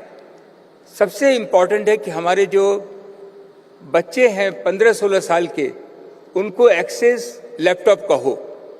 अगर लैपटॉप का एक्सेस उनको हो जाएगा, आज लैपटॉप जो है 1.5 लाख रुपए में मिलता है, अगर वो लैपटॉप 40,000, 45,000, 50,000 रुपये मिल जाए और उसके ऊपर उसको 70%, 80% लोन मिल जाए, तो विंडो टू द वर्ल्ड वो 15-16 साल के बच्चे को हो जाएगा। उसको कोई कोर्स करना है, उसको मालूम पड़े कि ये मेरा शौक है, इसमें मैं अपना करियर डेवलप करना चाहता हूँ। ये हमने एक्सपेरिमेंट जयपुर के पास में एक कॉलेज है रिंगस में, उसमें किया। 5,000 बच्चों को हमने दिया, वो दूसरे लेवल पर हैं। तो ये मैं आप लोगों को एक आह्वान करना चाहता हूँ, एक तो नेचुरल रिसोर्स में और एक टेक्नोलॉजी में जो राजस्थान अग्रसर हो सकता है। आपसे एकदम राजस्थान और गुजरात तो एक साथ जुड़े हुए हैं। 1 घंटे की ड्राइव में आप गुजरात पहुंच सकते हैं। हम लोग दोनों स्टेट जुड़े हुए हैं। वहां से अगर रॉ मटेरियल आए और एक क्लस्टर बने, जिससे कि हम लोग यहाँ पे, आज हमारे गरीब से गरीब लोग 20,000 रुपये का फ़ोन अफोर्ड नहीं कर सकते हैं। ये फ़ोन अगर सेमीकंडक्टर और ग्लास अगर यहाँ बनने लगेगा तो 4,000-5,000 रुपये में फ़ोन मिलेगा। लैपटॉप जो है 40-50,000 रुपये में लैपटॉप मिलेगा। और जो टीवी जो आज हमें 30,000-40,000 रुपये लगते हैं, वो 5,000 रुपये में मिल सकता है। और ये हम लोग तो सपनों में ही रहते हैं और सपने ही देखते हैं। अगर सपने देखना किया तो सपने साकार भी हो जाते हैं।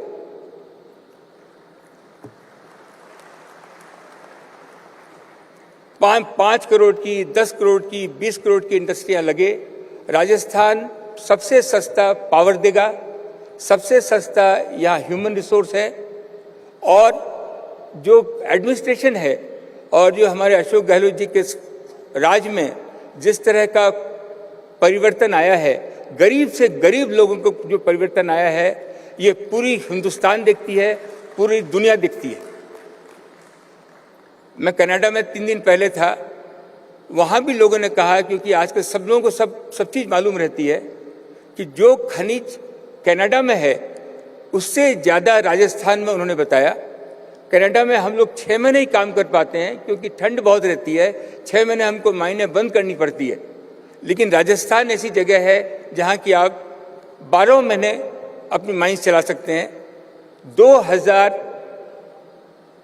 जो जमीन में पत्थर हैं, आज हमारे यहाँ राजस्थान में कम से कम 30 तरह के पत्थर हैं जिसकी इतनी डिमांड है पूरी दुनिया में। और हमारे अशोक गहलोत जी ने बहुत मेहनत करके मीडियम साइज के व्यापारियों को आह्वान किया है कि इसका ऑक्शन करें, इस क्लस्टर को लें, इसको डेवलप करें और इंसेंटिव दे रहे हैं कि अगर इसको आप फिनिश प्रोडक्ट भी बना सकते हैं तो इसमें हम आपको और इंसेंटिव देंगे। जो वैल्यू एडेड प्रोडक्ट बन के एक में 1000 आदमी के लगभग लोग काम करेंगे। ये भी एक बहुत बढ़िया इंडस्ट्री है जिसको हम लोग डेवलप कर सकते हैं, आगे बढ़ा सकते हैं। मैं अगली दूसरी बात पे आता हूँ, टाइम कम है तो युवाओं के लिए जितना खेल कूद में हमारी लड़कियां, हमारे लड़के अग्रसर हो रहे हैं, बहुत दिनों से बात चल रही थी। मेरे को मौका लगा गुजरात में अहमदाबाद में स्टेडियम देखने का। मैं आश्चर्यचकित रह गया। इस वर्ल्ड क्लास के स्टेडियम बना अहमदाबाद में। हमारे मुख्यमंत्री जी की बहुत इच्छा थी कि ऐसा स्टेडियम जयपुर में भी बने और मेरे को उन्होंने धीरे से कहा आप इसमें भागीदारी लीजिए और इसको पूरा कीजिए। मैं आप लोगों के सामने आज सामने से ऑफर करता हूं कि मैं पूरा साथ दूंगा मुख्यमंत्री जी का और इस स्टेडियम को बनाएं। हमारे बच्चे, मैं पूरा साथ हूं। हमारे लड़के लड़कियों को जरूर आप आगे बढ़ाएं। हमारी लड़कियां राजस्थान की सबसे ज़्यादा अग्रसर हैं। आप लोग भी अगर कोई इंडस्ट्री लगा रहे हैं हर क्षेत्र में 30 से 40% लड़कियों को जरूर आगे लाएं, उनको काम दें।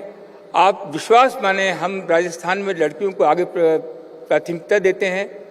3-3 किलोमीटर नीचे माइंस में वो जाती हैं, सबसे अच्छा प्रोडक्शन करती हैं। तो आप लोगों को ये इतना बड़ा उद्घाटन हो रहा है, इतनी बड़ा कार्यक्रम हो रहा है। इतनी दूर से मैं एक्साइटेड था आने के लिए, मिलने के लिए। हमारे जो भी हम प्रोडक्ट यहाँ बनाते हैं उसमें डाउन स्ट्रीम में हम कुछ भी आपकी मदद कर सकें, किसी भी काम में आ सकें। हिंदुस्तान जिंक केन आपके साथ में है। एक बार फिर मुख्यमंत्री जी का, पूरे राजस्थान सरकार का और आप लोगों का जो आप इतनी दूर दूर से आए, बहुत बहुत धन्यवाद। Thank you very much.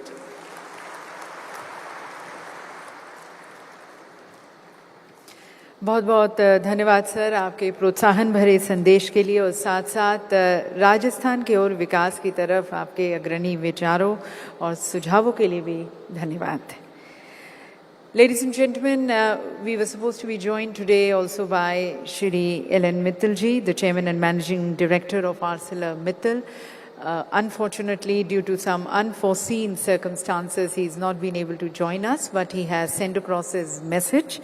And I would like to now invite and request Mr. Prabhat Das, the CEO and Managing Director of HPCL Mittal Energy Limited, to please read out the message of Mr. Ellen Mittal.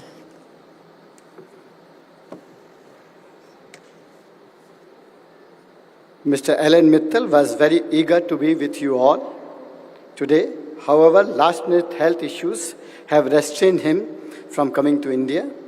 He has conveyed his personal regret to you all and to Honorable Chief Minister for this inconvenience. I will read out his message.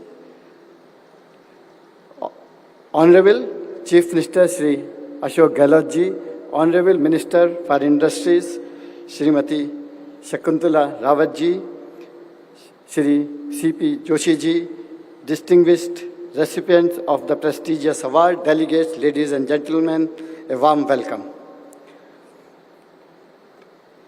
I am thankful to you all for honoring me with Rajasthan Ratna. This is Rajasthan's highest award and I accept it with pride and humility.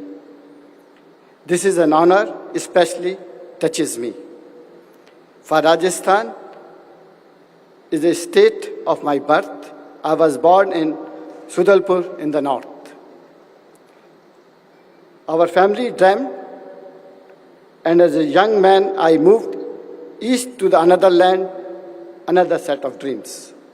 So being here today, back where it all started, felt like completing a journey. I'm humbled to be in the company of other recipients who have chased dreams in business and law and have contributed so much. My sincere congratulations. I thank you again, the golden state of Rajasthan. My relationship with Rajasthan has always remained true and firm. The feeling of belonging has stayed with me wherever I found myself making steel, most recently in India itself. What has also remained true is my belief in preparing for next generation, the young people who will be future recipient of Rajasthan Ratna. This is why my family foundation decided about 2 years ago, under the guidance and support of Ashok Gehlot ji, to set up a place of learning, and we chose 100 acres of land near Jaipur city. Today, this college is a dream university preparing for young people for the world of deep change with undergraduate, postgraduate, and doctorate program. What has inspired me is the sight of graduating students responding to access and opportunity. Our university has served thousands of students and faculty members across the field of technology, engineering, and artificial intelligence. We are now taking a quantum jump, and we are setting up an artificial intelligence data center in this institute. The next level, of course, our common challenge. Our country has achieved many recognitions for its technology capability. But unless we prepare our young men and women for the next wave, then they will be disadvantaged.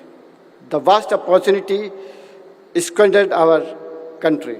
My own plea is for education and skill enhancement to train the jobs for the future, advanced manufacturing, research laboratory, and frontier technology.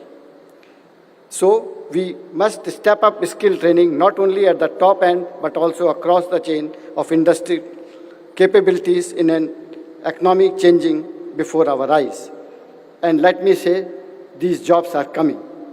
Our economy is responding to the positive government policies and shift to its own level in the energy transaction, in supply chain management, and in enhancing engineering. Let me come back to Rajasthan and say that Honorable Chief Minister, under his great leadership and vision, the government machinery is very swiftly moving and effectively developing the state of Rajasthan. The state of Rajasthan has a lot of potential, and we are committed and working for the development of the state. I wish a grand success for this new initiative of Honorable Chief Minister on Invest Rajasthan. Thank you. Namaskar.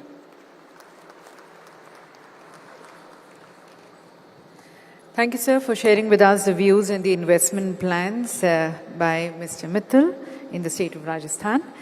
And now, ladies and gentlemen, inviting Mr. Gautam Adani, the founder and chairman, Adani Group, to please address this August gathering.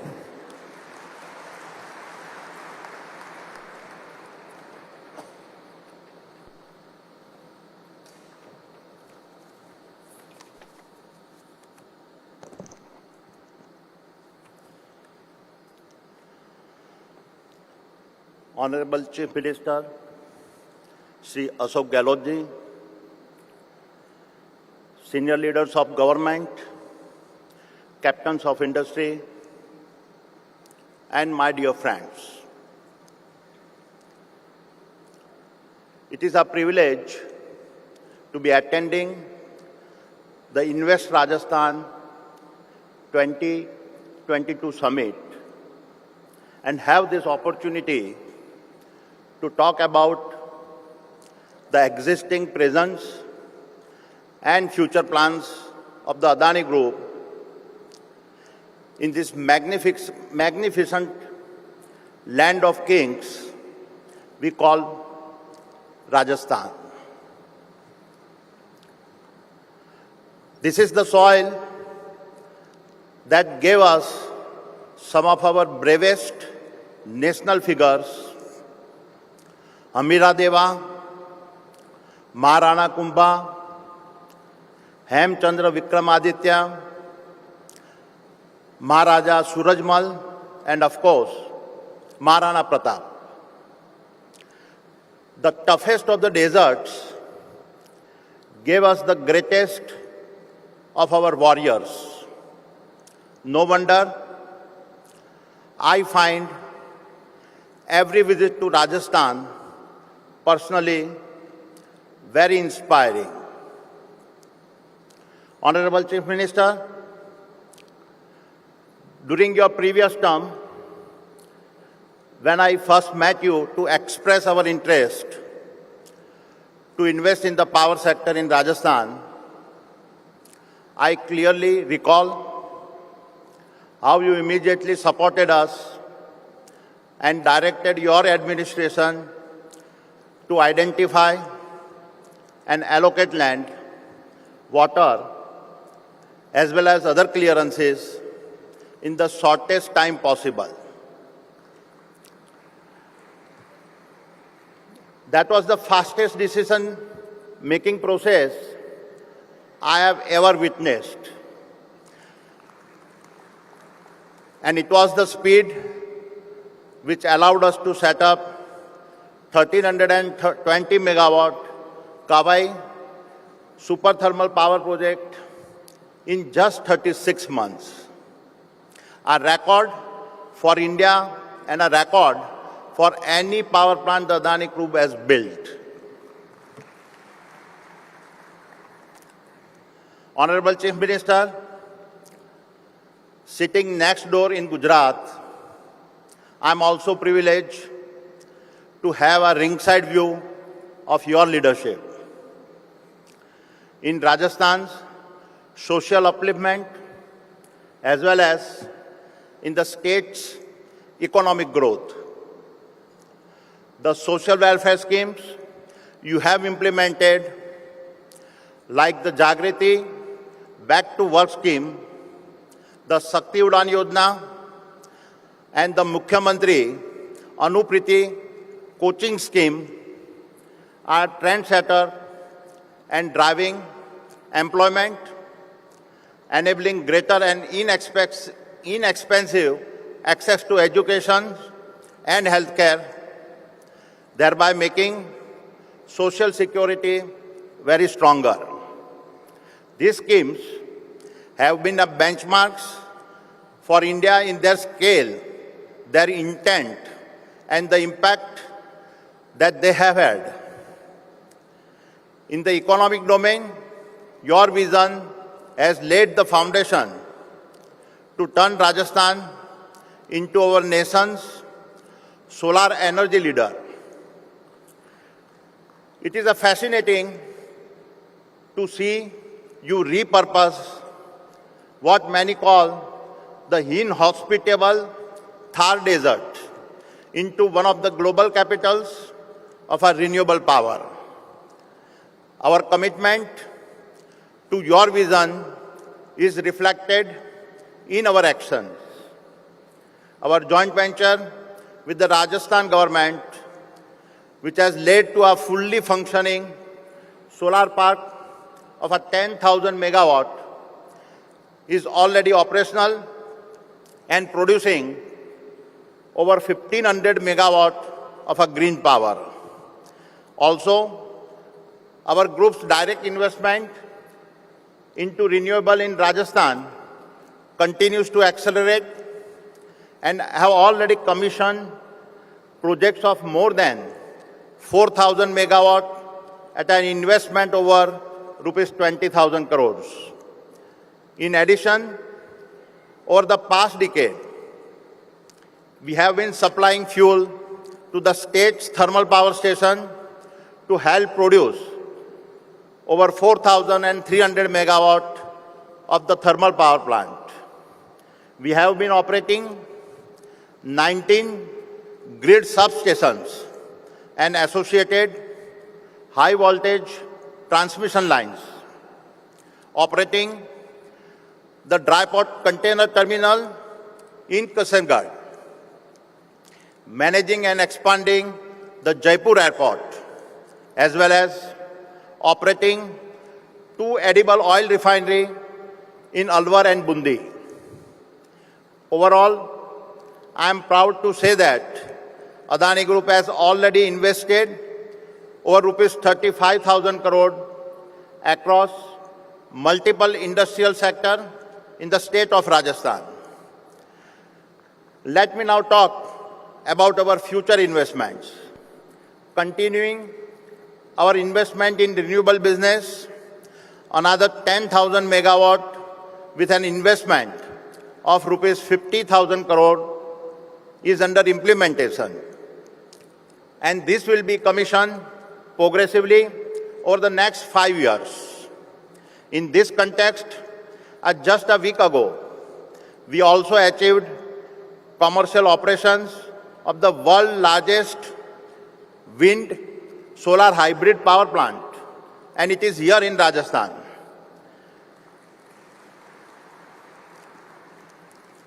Following our acquisition of Ambuja Cement and ACC, we are now the second largest cement manufacturer in India.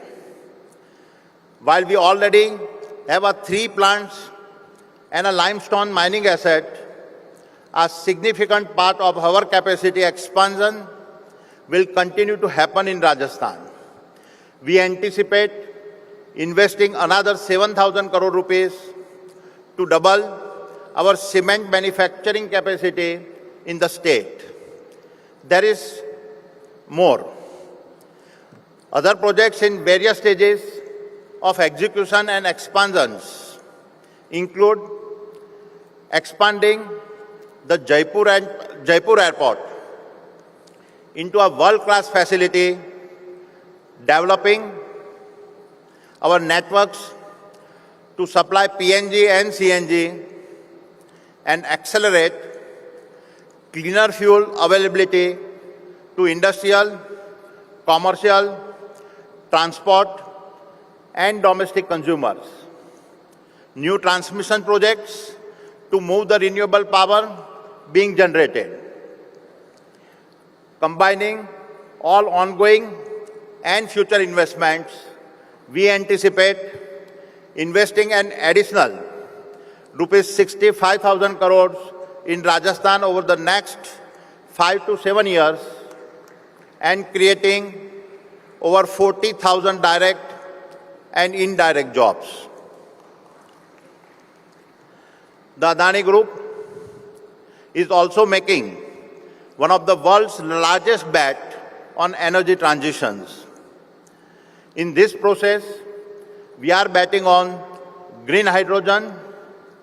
Given our ability to generate the most inexpensive solar and wind power, I believe this opportunity to generate green hydrogen to transform Rajasthan deserts into an oasis of jobs enabling energy transitions is an opportunity that no other state has.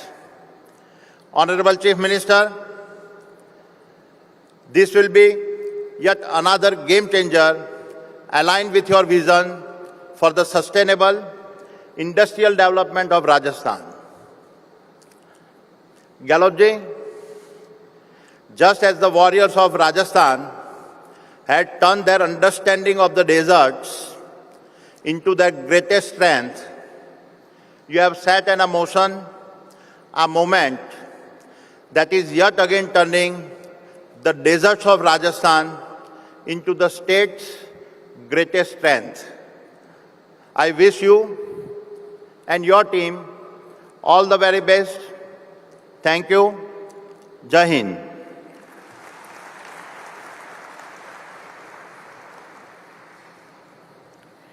Thank you, sir, for sharing with us the very massive and impressive footprints which you have in the state of Rajasthan and your further investment plans being partners in success with the state. Thank you, sir.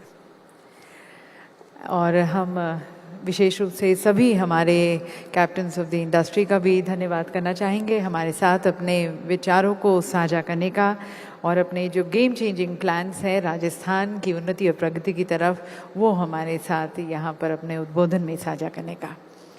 और देवी सज्जनों, अब हम सभी इच्छुक हैं हमारे नेता हमारे माननीय मुख्यमंत्री जी के संदेश को सुनने के लिए। तो सभी की तरफ से मैं करबद्ध होकर निवेदन करती हूँ माननीय मुख्यमंत्री जी से, श्री अशोक गहलोत जी से, कि हम सभी के मार्गदर्शन हेतु अपने विचारों से हमें अनुग्रहित करें।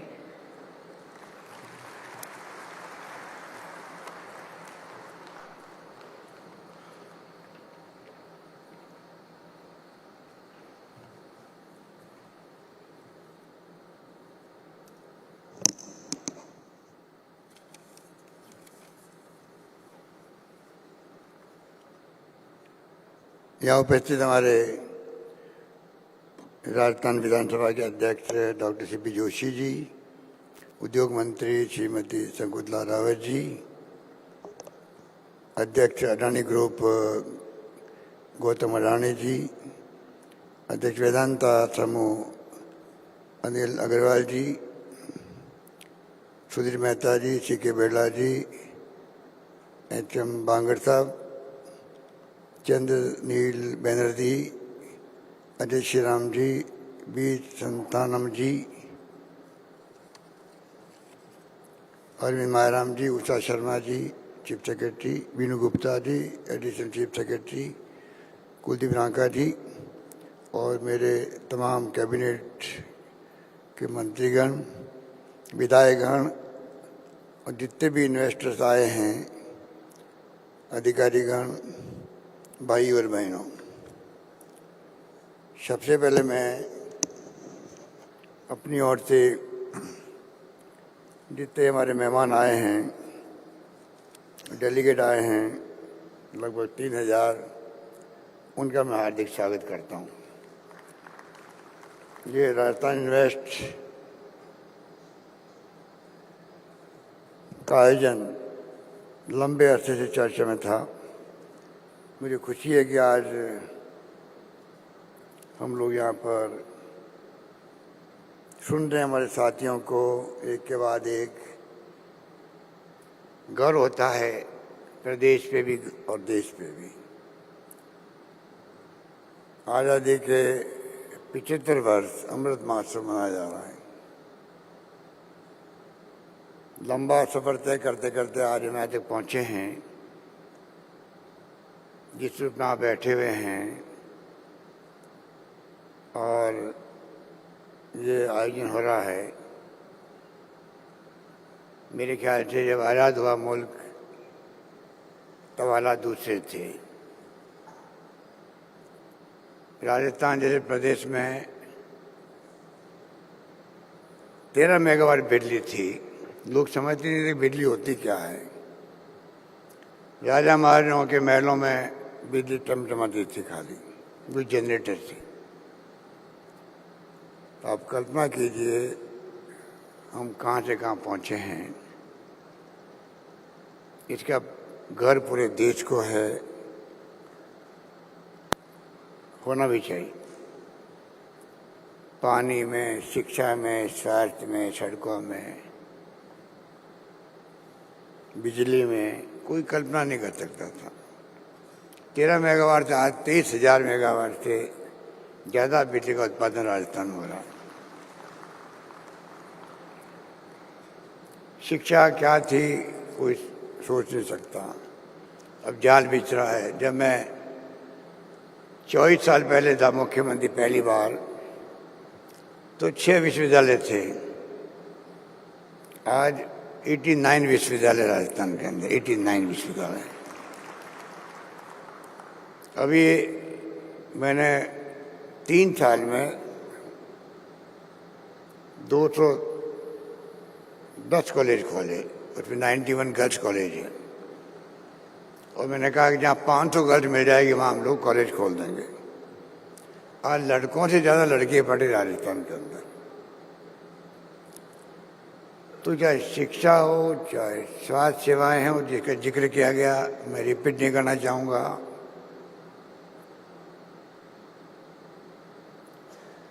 सरकार खुद आगे आकर के शिक्षा प्रोत्साहन दे रही है। विश्वविद्यालय, कॉलेजेस, अनुपति के अंतर्गत कोचिंग फ्री बच्चों को, और साथ में अभी 200 छात्रों को दुनिया के किसी मुल्क में जाएंगे बच्चे,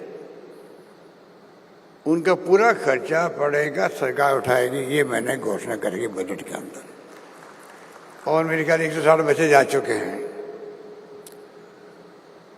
तो कहने का तात्पर्य है कि हमने अमृत महोत्सव जो मनाया जा रहा है देश के अंदर, और ये आयोजन भी हो रहा है, हर क्षेत्र में हमने प्रगति की है। सड़कें शानदार राजस्थान के अंदर, इन्वेस्टर के लिए सोचने की बात है कि चाहे लेबर अनरेस्ट हो, यहाँ नहीं मिलेगी आपको। लॉ एंड ऑर्डर की स्थिति यहाँ ज़्यादा अच्छी है। National highways, state highways, mega highways, district major roads का जाल बिछ गया है।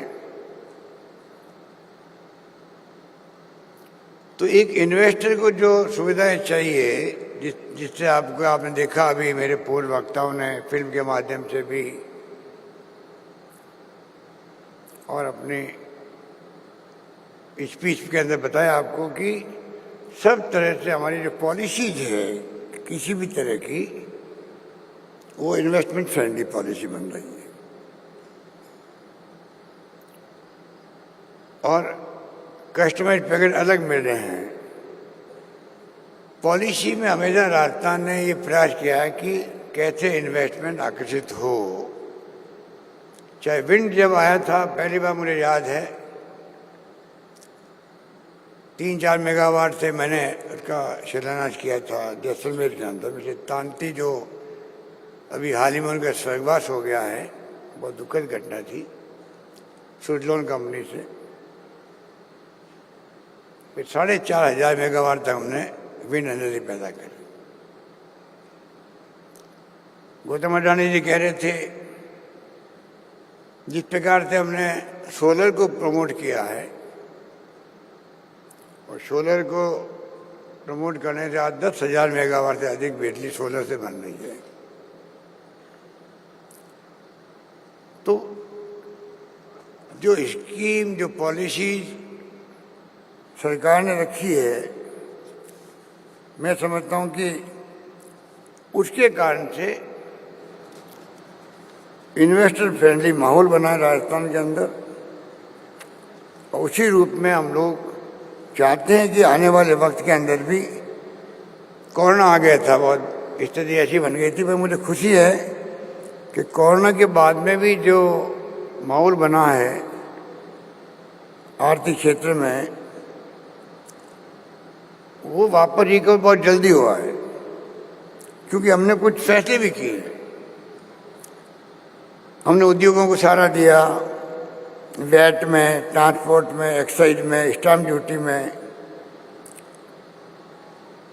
होटल्स हैं, ट्रैवल एजेंट्स हैं, टूर ऑपरेटर हैं, इन सबको महसूस करवाया कि इस संकट की घड़ी में इंडस्ट्री के साथ में, व्यापार के साथ में, टूरिज्म के सेक्टर के अंदर, जैसा भी हमने टूरिज्म को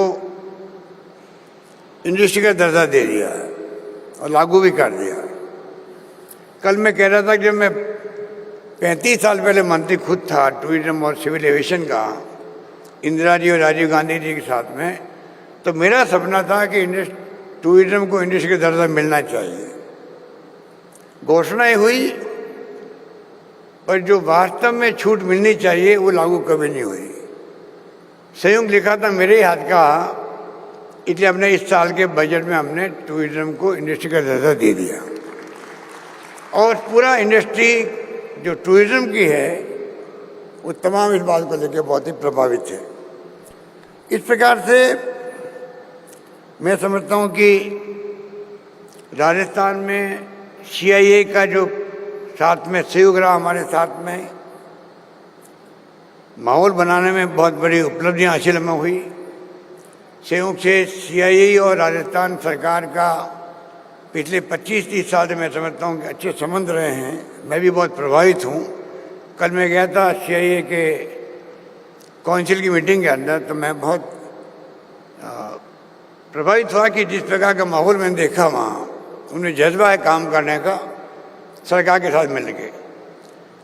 और ये भी एक शुरुआत हुई 91-92 के अंदर, जब डॉक्टर मनमोहन सिंह जी वित्त मंत्री थे नरसिंह राव जी के वक्त में।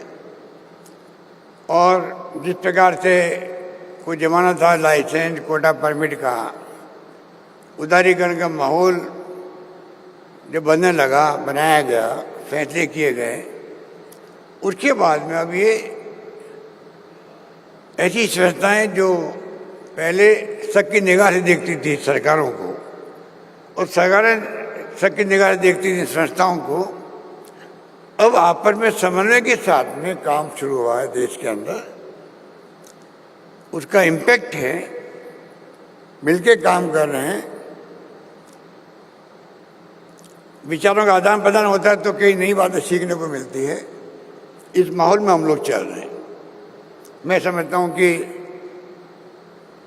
राजस्थान उदाहरण है। CII और स्टेट गवर्नमेंट, पिछली बार सरकार थी तब भी इसी प्रकार का माहौल था CIA के साथ में। हमारी सरकार उसके पहले थी तब भी CIA का समर्थन पूरा साथ रहा। तो एक नई शुरुआत जो हुई है, और राजस्थान में भी हम लोगों ने जिस रूप में पिछले 3 साल में काम किया है, तो आपको जान के खुशी होगी, उसके कारण से 3 लाख करोड़ की जो स्टेट GDP है उसमें बढ़ोतरी हुई। एक प्रतीक है कि वो विकास का प्रतीक है राजस्थान के अंदर। 3 साल में कोरोना के बावजूद भी आप सबके सहयोग से जो 3 लाख करोड़ की GDP बढ़ी है, और टोटल GDP का आकार अब जो है 12 लाख करोड़ हो गया है राजस्थान के अंदर। ये प्रतीक है कि विकास की तरफ हम आगे बढ़ रहे हैं। हैप्पीनेस इंडेक्स बढ़ा है राजस्थान के अंदर, पर कैपिटा इनकम बढ़ी है।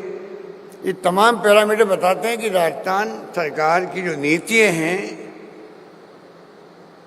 इन्वेस्टमेंट के लिए, व्यापार के लिए, विकास के लिए, चाहे वो कोई सेक्टर हो, हम सही दिशा में जा रहे हैं। इसलिए इंडिकेटर हमारे सामने आए हैं। इसके अलावा हम लोग जो है कुछ बड़े फैसले भी हमने किए हैं। एक तो रिको की जो आज 50 साल रिको को बने हुए, उसका अपने एक स्थान है देश के अंदर। मैं समझता हूँ कि रिको की उपलब्धियाँ 50 साल में कम नहीं हुई है राजस्थान के अंदर, और वो आज देश के अग्रणी औद्योगिक संस्थानों में है। 390 तो खोल दिए सब डिवीजन हेडक्वार्टर पर रिको की इकाइयाँ बन गई है, क्षेत्र बन गया औद्योगिक, और 147 में बनने जा रहे हैं। मतलब आप कल्पना कीजिए, राजस्थान के हर SDO हेडक्वार्टर पर, उपखंड क्षेत्र पर औद्योगिक इकाइयाँ बन रही है। तो आप सोच सकते हो कि वहाँ के स्थानीय लोगों को, चाहे MSME के हों चाहे अन्य उद्योग हों, उनको एक सुविधा मिल रही है। इसके साथ में हमने जयपुर में फिनटेक पार्क विकसित किया जा रहा, वहाँ पर जिस सर्विस सेक्टर का और विकास हो सके। साथ में जोधपुर के अंदर राजीव गांधी फिनटेक इंस्टीट्यूट बन रहा है 600 करोड़ की लागत से, जिसे क्वालिटी एजुकेशन भी वहाँ मिल सके। ये हमारा प्रयास है। युवाओं के लिए, सर्विस सेक्टर के लिए, MSME एवं स्टार्टअप्स को सस्ती दरों पर प्लग एंड प्ले फैसिलिटीज उपलब्ध कराने के लिए जयपुर, जोधपुर, कोटा में 200 करोड़ की लागत से नॉलेज इनोवेशन हब की स्थापना की जा रही है। सीतापुर में अभी वो काम भी जल्दी शुरू होगा, जयपुर के अंदर भी। और भिवाड़ी, बोरानाड़ा, जोधपुर में 250 करोड़ की लागत से मल्टी स्टोरी इंडस्ट्रियल कॉम्प्लेक्स विकसित करने का मैंने घोषणा की थी बजट के अंदर। DPR बन रही है इन सबकी। एक नए रूप में सरकार सामने आ रही है हेल्प करने के लिए इंडस्ट्रीज को, उद्यमियों को। ये जो परिसर बन रहे हैं आपके मल्टी स्टोरी इंडस्ट्रियल कॉम्प्लेक्स, इसमें IT, readymade, garment, jewellery, service sector इकाइयों को प्लग एंड प्ले फैसिलिटीज की स्थापना करने में सहयोग मिलेगा। तो मैं आपको निवेदन करना चाहूँगा कि जिस रूप में सरकार बनते ही हमने MSME एस्टेब्लिशमेंट और फैसिलिटेशन एक्ट 19 में पास किया था, 2019 में पास किया था। उसमें 3 साल तक सरकारी स्तर पर कोई भी परमिशन लेने की आवश्यकता नहीं रखी गई थी। शायद आपको मालूम होगा, अब 3 साल से हमने 5 साल कर दिया है। 5 साल से कोई भी सरकारी परमिशन की आवश्यकता नहीं रहेगी MSME इकाइयों को, और एक्ट बना के ये किया जा रहा है। इसके माध्यम से मैं समझता हूँ कि सिंगल विंडो सिस्टम हो, चाहे वो अनुमति एक साथ मिल जाए, ये सिंगल स्टॉप शॉप की बात की गई है। हालांकि मुझे अभी भी, मैंने कहा है हमारे अधिकारियों को, HES इंडस्ट्री को भी, इसमें और गुंजाइश है, और ज़्यादा कंफर्टेबल फील करें इंडस्ट्री से आकर के, इसकी ज़रूरत है। क्योंकि लंबे समय से शिकायत मिलती थी आज़ादी के बाद से कि जब जाते हैं इन्वेस्ट करने के लिए तो हमें बहुत तकलीफों का सामना करना पड़ता है। काफ़ी कुछ कमी हुई है, काफ़ी हमने फैसले किए जिससे कि और फ़ायदा मिला है। इसको और हम लोग चाहेंगे कि कैसे ठीक करें। वैसे बहुत सारे हमने फैसले किए, अभी वक्त नहीं है कि मैं उन फैसलों की तरफ आपका ब्रीफ करूं, पर मैं इतना कह सकता हूं कि कई कामों के अंदर राजस्थान एक मॉडल बन रहा है देश के अंदर, और वही हमारे लिए एक शुभ संकेत है।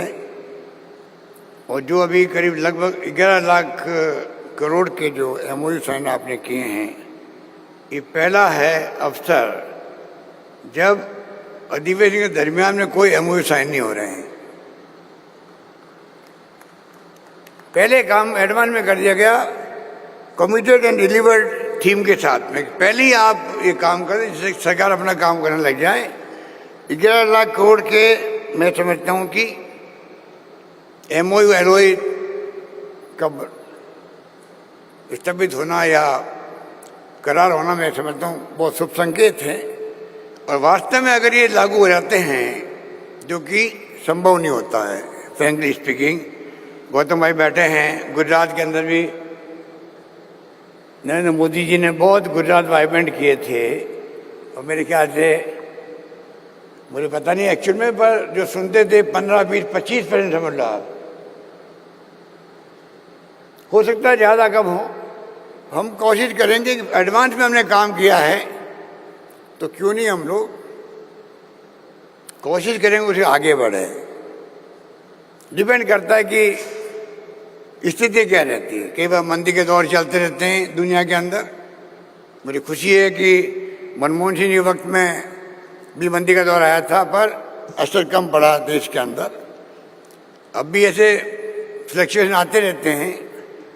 कई बार तो यूक्रेन में युद्ध हो गया, उसका असर पड़ जाता है देश के अंदर। ये तमाम बातें चलती हैं, पर मैं समझता हूँ कि जो गुजरात की बात अभी कर रहे थे गौतम भाई, गुजराती तो देखिए आज़ादी के पहले से ही बहुत सक्षम रहे हैं। आपके वहाँ तो टेक्सटाइल उद्योग और क्या क्या इंडस्ट्री, औद्योगिकरण जो मैं समझता हूँ कि आज़ादी के पहले से ही गुजरात में बहुत ज़्यादा रहा है।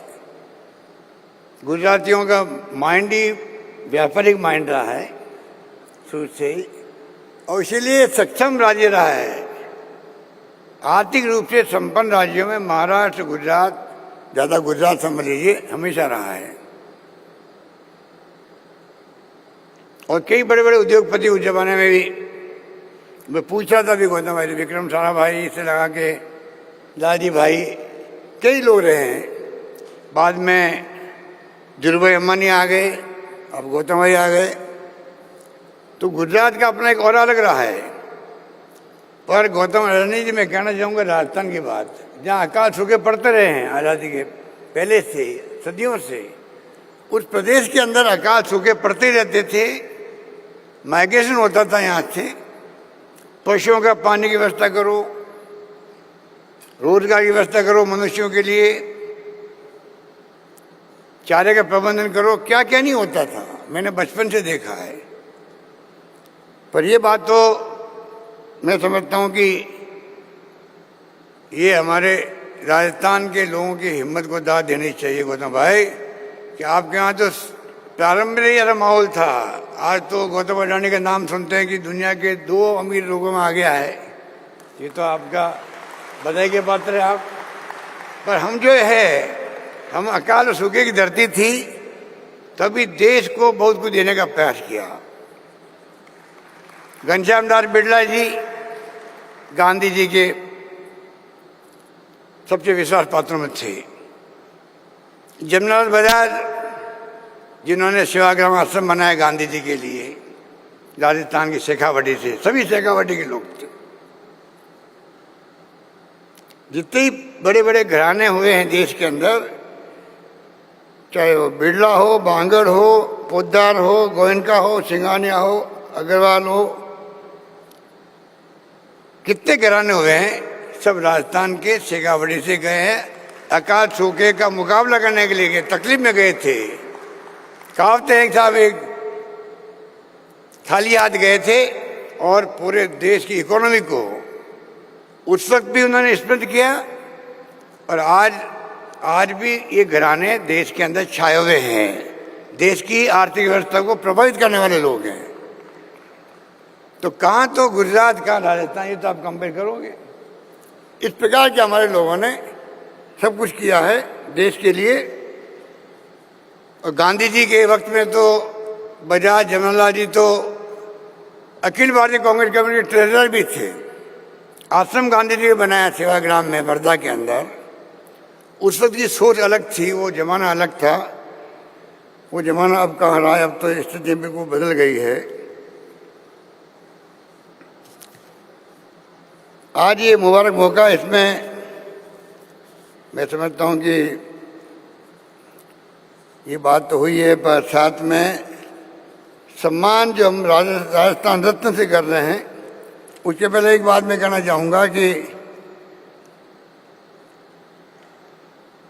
अनिल अग्रवाल बैठे हुए हैं, अब अभी अखबारों में चल रहा है काफ़ी दिन से, उसके लिए धन्यवाद है। आपने सीपी जोशी जी के आग्रह को भी और मेरे आग्रह को स्वीकार करके आपने क्रिकेट जो आजकल बहुत पॉपुलर है, स्टेडियम बनाने की जिम्मेदारी ले ली है। उसके लिए आप धन्यवाद के पात्र हैं राजस्थान प्रदेश वासियों की तरफ से। चौमू में आपने पढ़ाई करी, अब चौमू के नाम आते ताली बजती है कि आप कहाँ से उठ के कहाँ पहुँच गए हो। ये बहुत बड़ी बात है। अभी आप चर्चा में आए हुए हो, 1,60,00,000 करोड़ की आप इंडस्ट्री लगा रहे हो। सेमीकंडक्टर, अभी दुनिया के अंदर शायद आप लोगों ने मालूम होगा, पिछले साल भर से, 1.5 साल से, कोरोना के बाद में, चाइना के डिस्टर्ब होने के बाद में, जो चिप होती है, वो चिप का ही खेल है। चाहे मोबाइल फ़ोन हो, चाहे कंप्यूटर हो, चाहे वो लैपटॉप हो, और चाहे कारें हो, चिप नहीं है तो सब कारें बनी पड़ी हुई है। देश नहीं, दुनिया के अंदर क्राइसिस है। उस क्राइसिस में अनिल अग्रवाल जी जो यहाँ पर तेल निकाल रहे हैं राजस्थान के अंदर, हिंदुस्तान जिंक चला रहे हैं, सब कुछ कर रहे हैं और ध्यान भी रख रहे हैं राजस्थान का, इसमें कोई दुराय नहीं। चिंता करते रहते हैं। राजस्थान में माइंस एंड मिनरल की कमी नहीं है, उसका दोहन कैसे हो साइंटिफिक तरीके से, ये इनकी सोच रहती है। जब कभी आते राजस्थान में चिंता करते हैं। पर ये जो फैक्ट्री आपने तय किया है सेमीकंडक्टर के नाम से, जहाँ चिप बनेगी, लैपटॉप बनेंगे, उसकी ग्लास बनेगी, ये बहुत बड़ा इन्वेस्टमेंट है। और अभी महाराष्ट्र में आंदोलन चल रहा है कि ये जो है अनिल अग्रवाल इसको शिफ्ट क्यों कर रहे गुजरात के अंदर। मैं कहना चाहूँगा, अगर महाराष्ट्र की गुजरात की झगड़ा है, इसको राजस्थान शिफ्ट कर दीजिए आप, तो झगड़ा मिट जाएगा। राजस्थान आपका अपना है। राजस्थान आपका अपना है, राजस्थान रत्न से आप सम्मानित होने जा रहे हैं, तो इस झगड़े को मिटाइए। आप तो काफ़ी अखबारबाजी हो चुकी है और बहुत बड़ा इन्वेस्टमेंट आप कर रहे हो।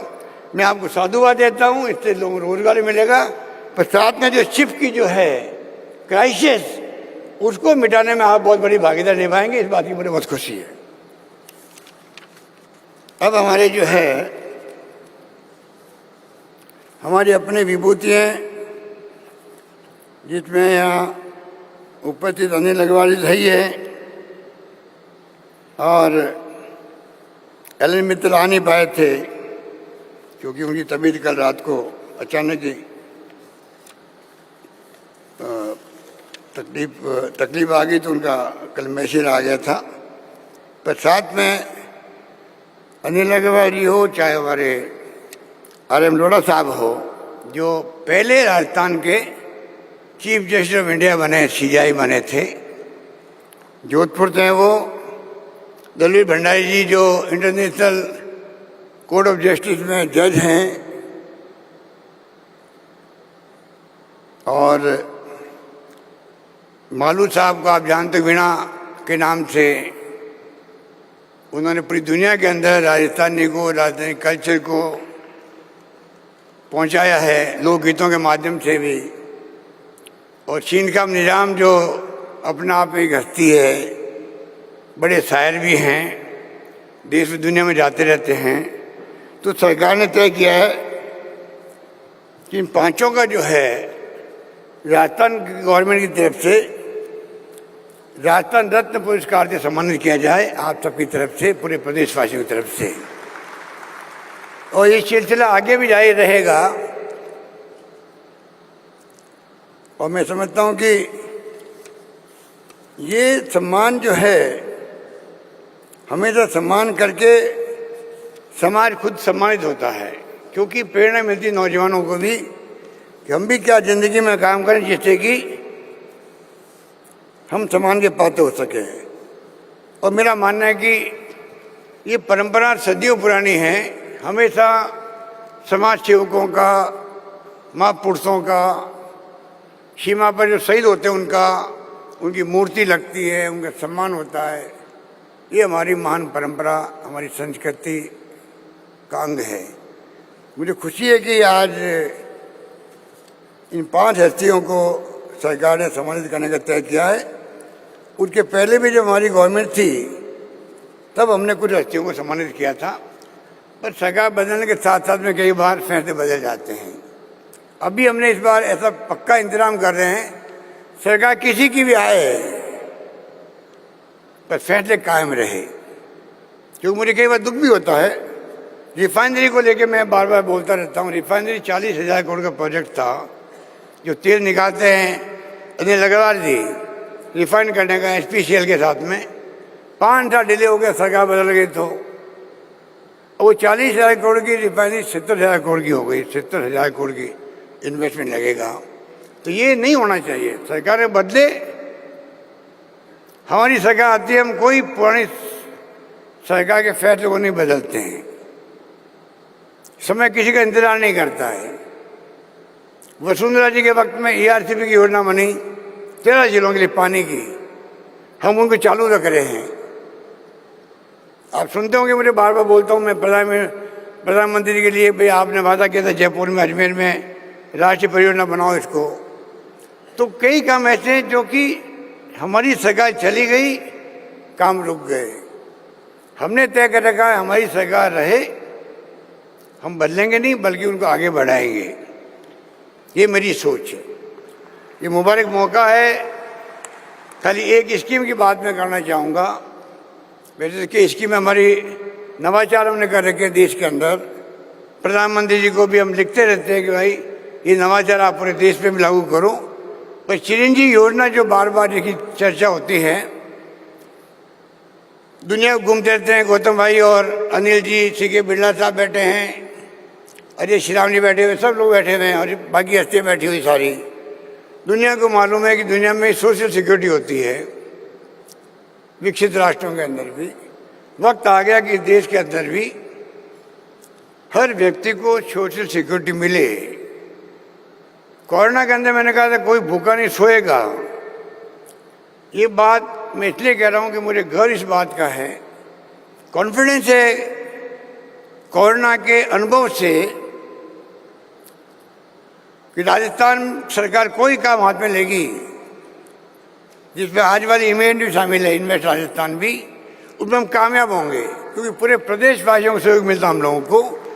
हमने तमाम राजनीतिक पार्टियों को साथ लिया कोरोना के अंदर, तमाम धर्मगुरुओं को साथ लिया, तमाम एनजीओ को एक्टिविस्ट के साथ लिया और तमाम जनता से अपील करी कोई भूखा नहीं सोना चाहिए। मुझे खुशी है कुछ माहौल के अंदर भीलवाड़ा मॉडल बन गया हमारा, शानदार फ्री इंतजाम हुए, इलाज हुए, एक व्यक्ति भी ऑक्सीजन की कमी से नहीं मर रहा है यहाँ पर राजस्थान के अंदर। दवाएं फ्री रखी हम लोगों ने, 40,000 के इंजेक्शन फ्री थे। अब हमने जो स्कीम और आगे बढ़ाई है, पहले फ्री दवाएं थी, फ्री टेस्ट थे, अब हमने जो 10 लाख का बीमा किया है जो देश में कहीं नहीं है। प्रीमियम सरकार भर रही है, कुछ लोगों को छोड़ के, वो 850 रुपये लेते हैं उन लोगों से, पर उसके कारण से जो आज इस स्कीम की शोहरत बढ़ रही है देश के अंदर, 10 लाख का बीमा, ऑर्गन ट्रांसप्लांट है तो अलग से खर्चा उसका सरकार देगी। इसके मायने है कि अगर आप 10 लाख में 4 लाख खर्च आपके हो गए, 6 लाख ही बचे हुए हैं, वो 6 लाख बचे रहेंगे आपके परिवार के। अगर खुदा न कहा तो किडनी ट्रांसप्लांट करनी पड़ रही है, लीवर ट्रांसप्लांट करना पड़ रहा है, बोन मैरो ट्रांसप्लांट करना पड़ रहा है, या और कोई ऑर्गन ट्रांसप्लांट करना पड़ रहा है, 15-20 लाख रुपये खर्च होते हैं, उस परिवार को 15-20 लाख रुपये सरकार देगी, 6 लाख बचा के देगी, जिससे कि वो डिस्टर्ब नहीं हो और उसके इलाज संभव हो जाए। ऐसी स्कीम संभव कहीं नहीं होगी। इस स्कीम को हमने लागू किया राजस्थान के अंदर।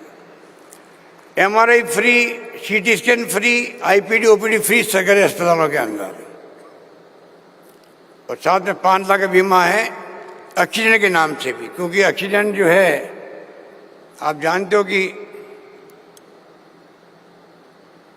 इस देश में करीब 2.5 लाख लोग मरते हैं पर ईयर ऑक्सीजन से। राजस्थान में करीब 10,000 से ज़्यादा लोग मरते हैं।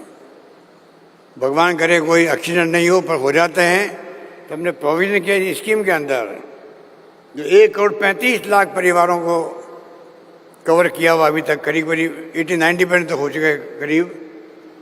उसके अंदर 5 लाख का बीमा कर दिया है। अभी जब से स्कीम लागू हुई है लगभग 1,000 लोग मारे गए हैं।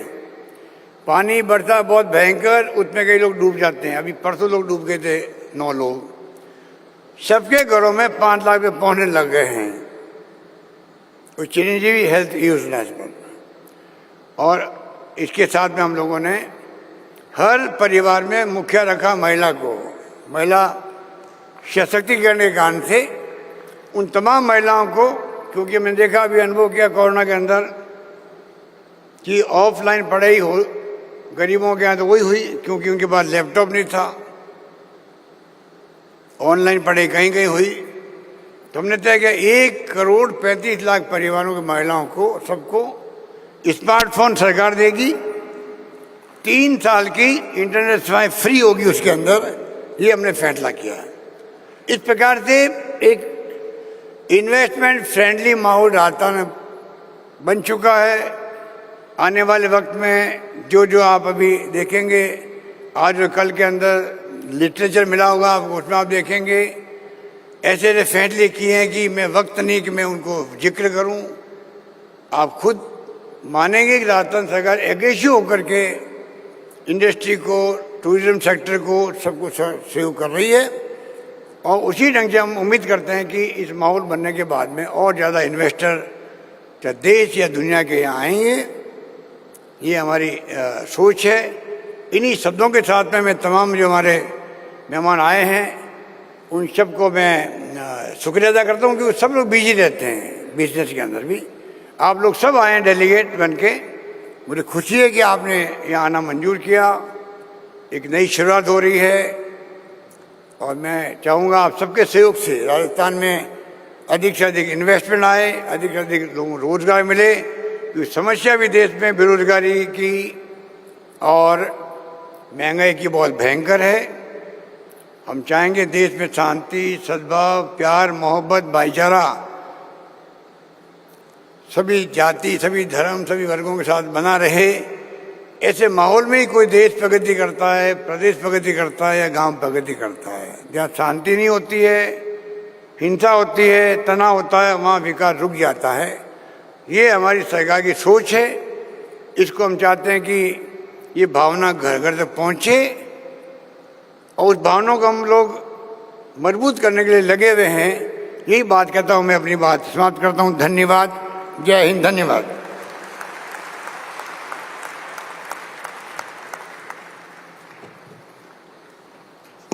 बहुत बहुत धन्यवाद माननीय मुख्यमंत्री जी आपके उत्साहवर्धक संदेश के लिए और सभी को साथ लेकर सद्भावना के भाव से, प्यार के भाव से आगे राजस्थान की उन्नति प्रगति की तरफ जो आपकी सोच है, मंशा है, वो हमारे साथ साझा करने की। देवी सज्जनों, जैसा कि आपने पहले सुना, as our additional chief secretary had mentioned to you that there were various activities, various interactions were there with the industry leaders. So today's summit is actually a milestone event to all these commitments which were made, the discussions which we had.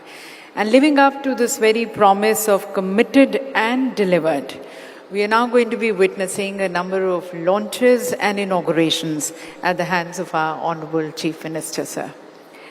तो सबसे पहले मैं हमारे माननीय मुख्यमंत्री जी से निवेदन करती हूँ कि वह 33 इंडस्ट्रियल यूनिट्स का शिलान्यास करें और 18 इंडस्ट्रियल यूनिट्स का उद्घाटन करने के लिए। For this, requesting the Honorable Chief Minister, sir, to kindly place the digital seat on the platform, which is on his left-hand side. Additional Chief Secretary, ma'am, to kindly escort him.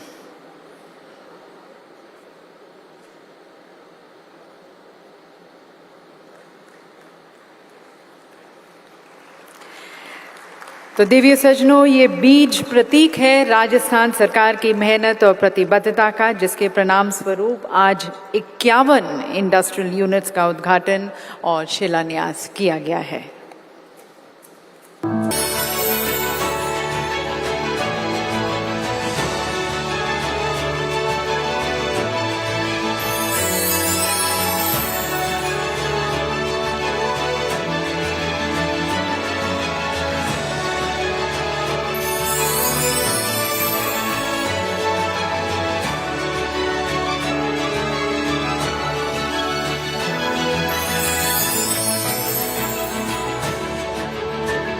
And now, ladies and gentlemen, we have the launch of the industrial areas. Today, 25 industrial areas are going to be launched at the hands of the Honorable Chief Minister, sir. Once again, may I request Honorable Chief Minister, sir, to kindly now place his hand on the digital cube on the platform which is on his left-hand side, requesting Additional Secretary, Chief Secretary, ma'am, to kindly escort him.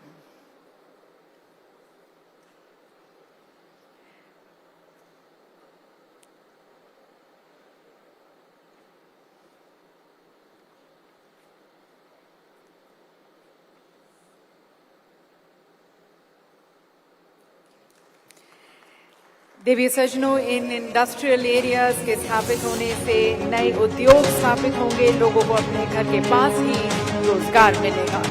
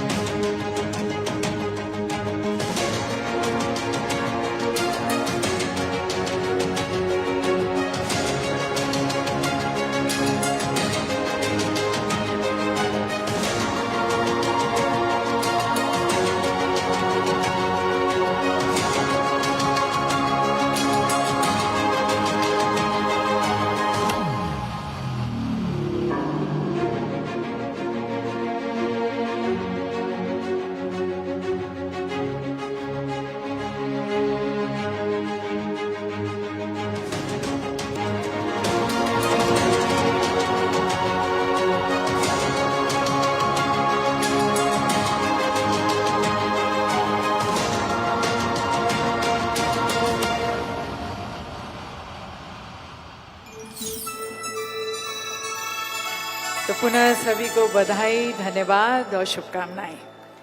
और देवी सज्जनों, राजस्थान में और अधिक निवेश को प्रोत्साहित करने हेतु माननीय मुख्यमंत्री जी के नेतृत्व में राजस्थान सरकार द्वारा आज एक नई नीति राजस्थान इन्वेस्टमेंट प्रमोशन स्कीम 2022 का विमोचन किया जा रहा है।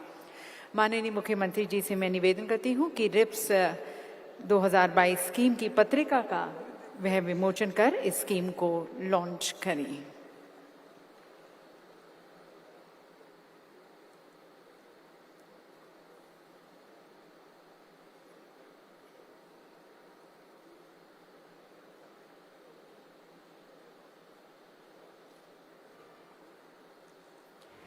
रिप्स 2022 एक कॉम्प्रिहेंसिव इंसेंटिव पैकेज है जिसे बड़े इन्वेस्टर्स से लेकर एमएसएमईज और स्टार्टअप्स तक सभी को ध्यान में रखकर बनाया गया है। इस स्कीम में पिछड़े क्षेत्रों में निवेश, अनुसूचित जाति व जनजाति के एंटरप्रेन्योर्स और अधिक रोजगार सृजित करने वाले एंटरप्राइजेस के लिए विशेष प्रावधान हैं।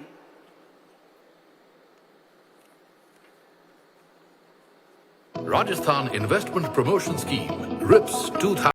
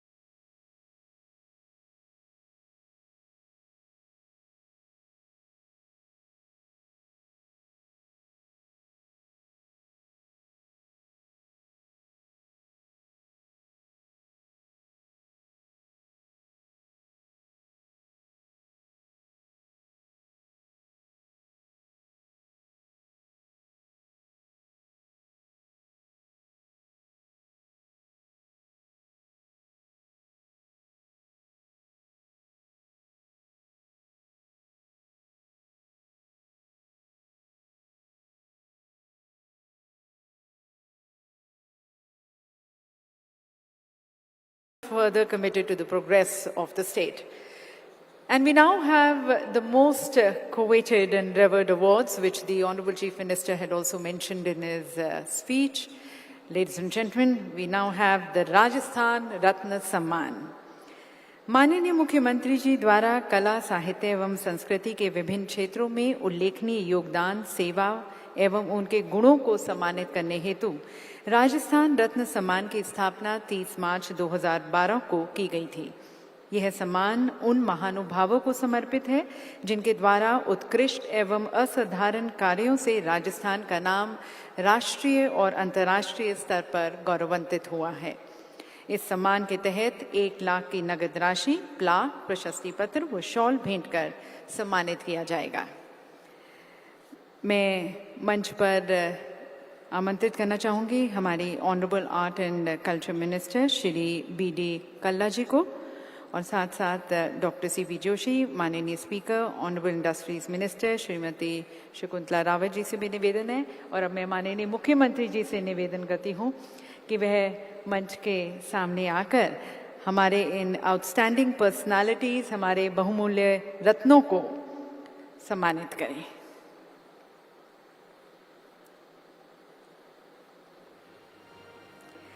देवी सज्जनों, न्यायिक क्षेत्र में राजस्थान रत्न सम्मान से नवाजा जाता है honourable justice Shri RM Lodha ji को, retired chief justice supreme court of India.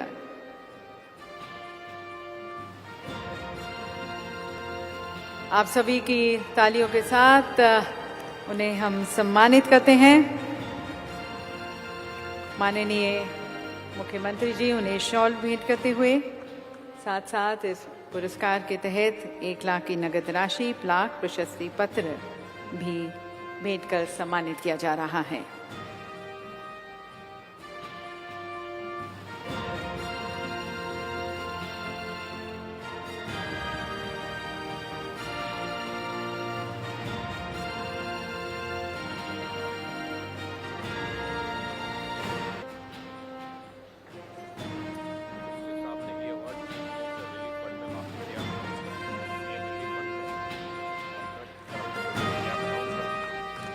देवी सज्जनों, आपको बताना चाहेंगे कि honourable justice Shri RM Lodha ji को जिस 1 लाख की नगद राशि से सम्मानित किया गया है, उन्होंने इसे CM रिलीफ फंड की तरफ अपना योगदान दिया है।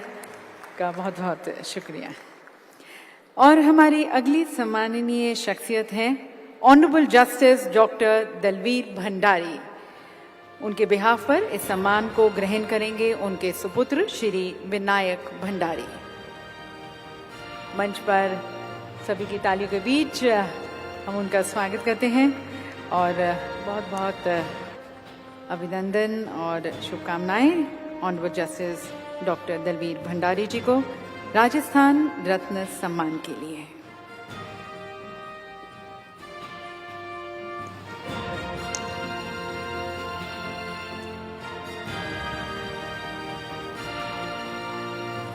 And now, ladies and gentlemen, appreciating our leading industrialist, appreciation and recognition to Shri Lakshmi Nivas Mittal, the Chairman and Managing Director, ArcelorMittal. On his behalf, I invite Mr. Prabdas, the CEO, HPCL, Mittal Energy Limited, to please receive the award.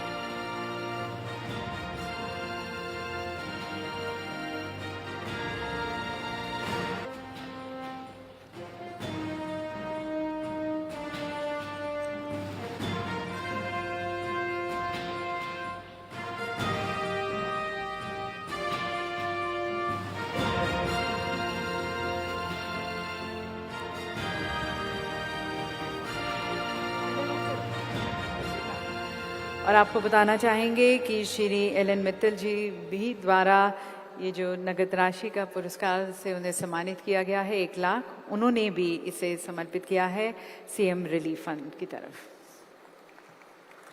And our next eminent personality to be conferred the award is Shri Anil Agarwal, the founder and chairman, Vedanta Group.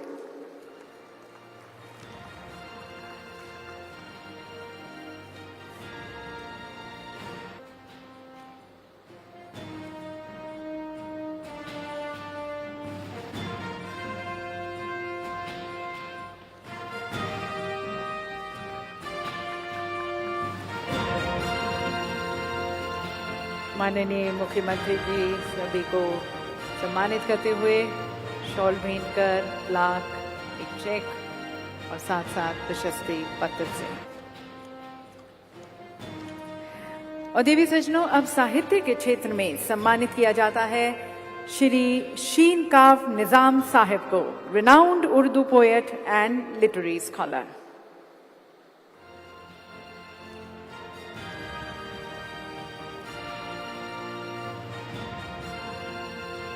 माननीय मुख्यमंत्री जी की कोशिश है कि हर क्षेत्र में, चाहे वो व्यापार का क्षेत्र हो, कला का, साहित्य का, संस्कृति का, सभी विभिन्न क्षेत्रों में उल्लेखनीय योगदान देने वालों का सम्मान करना राजस्थान रत्न सम्मान से।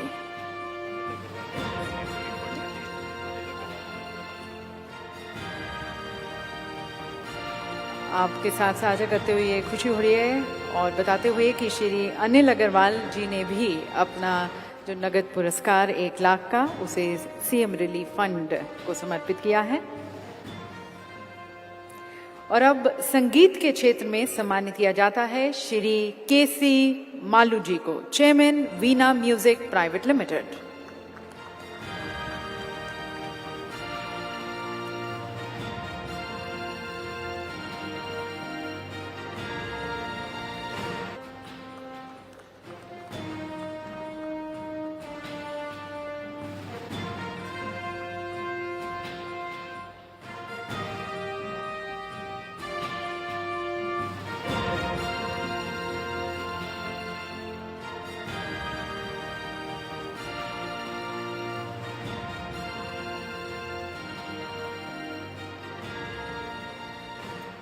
माननीय मुख्यमंत्री जी का बहुत बहुत धन्यवाद सभी को सम्मानित करने का, और सभी को बहुत बहुत बधाई, आपके योगदान के लिए भी बहुत बहुत शुक्रिया।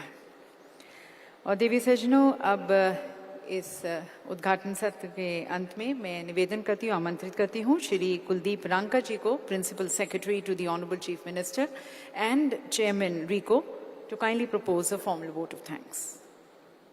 Honorable Chief Minister, all the dignitaries on the dais, all the delegates, ladies and gentlemen, it is my proud privilege to thank Honorable Chief Minister for his constant support and guidance in organizing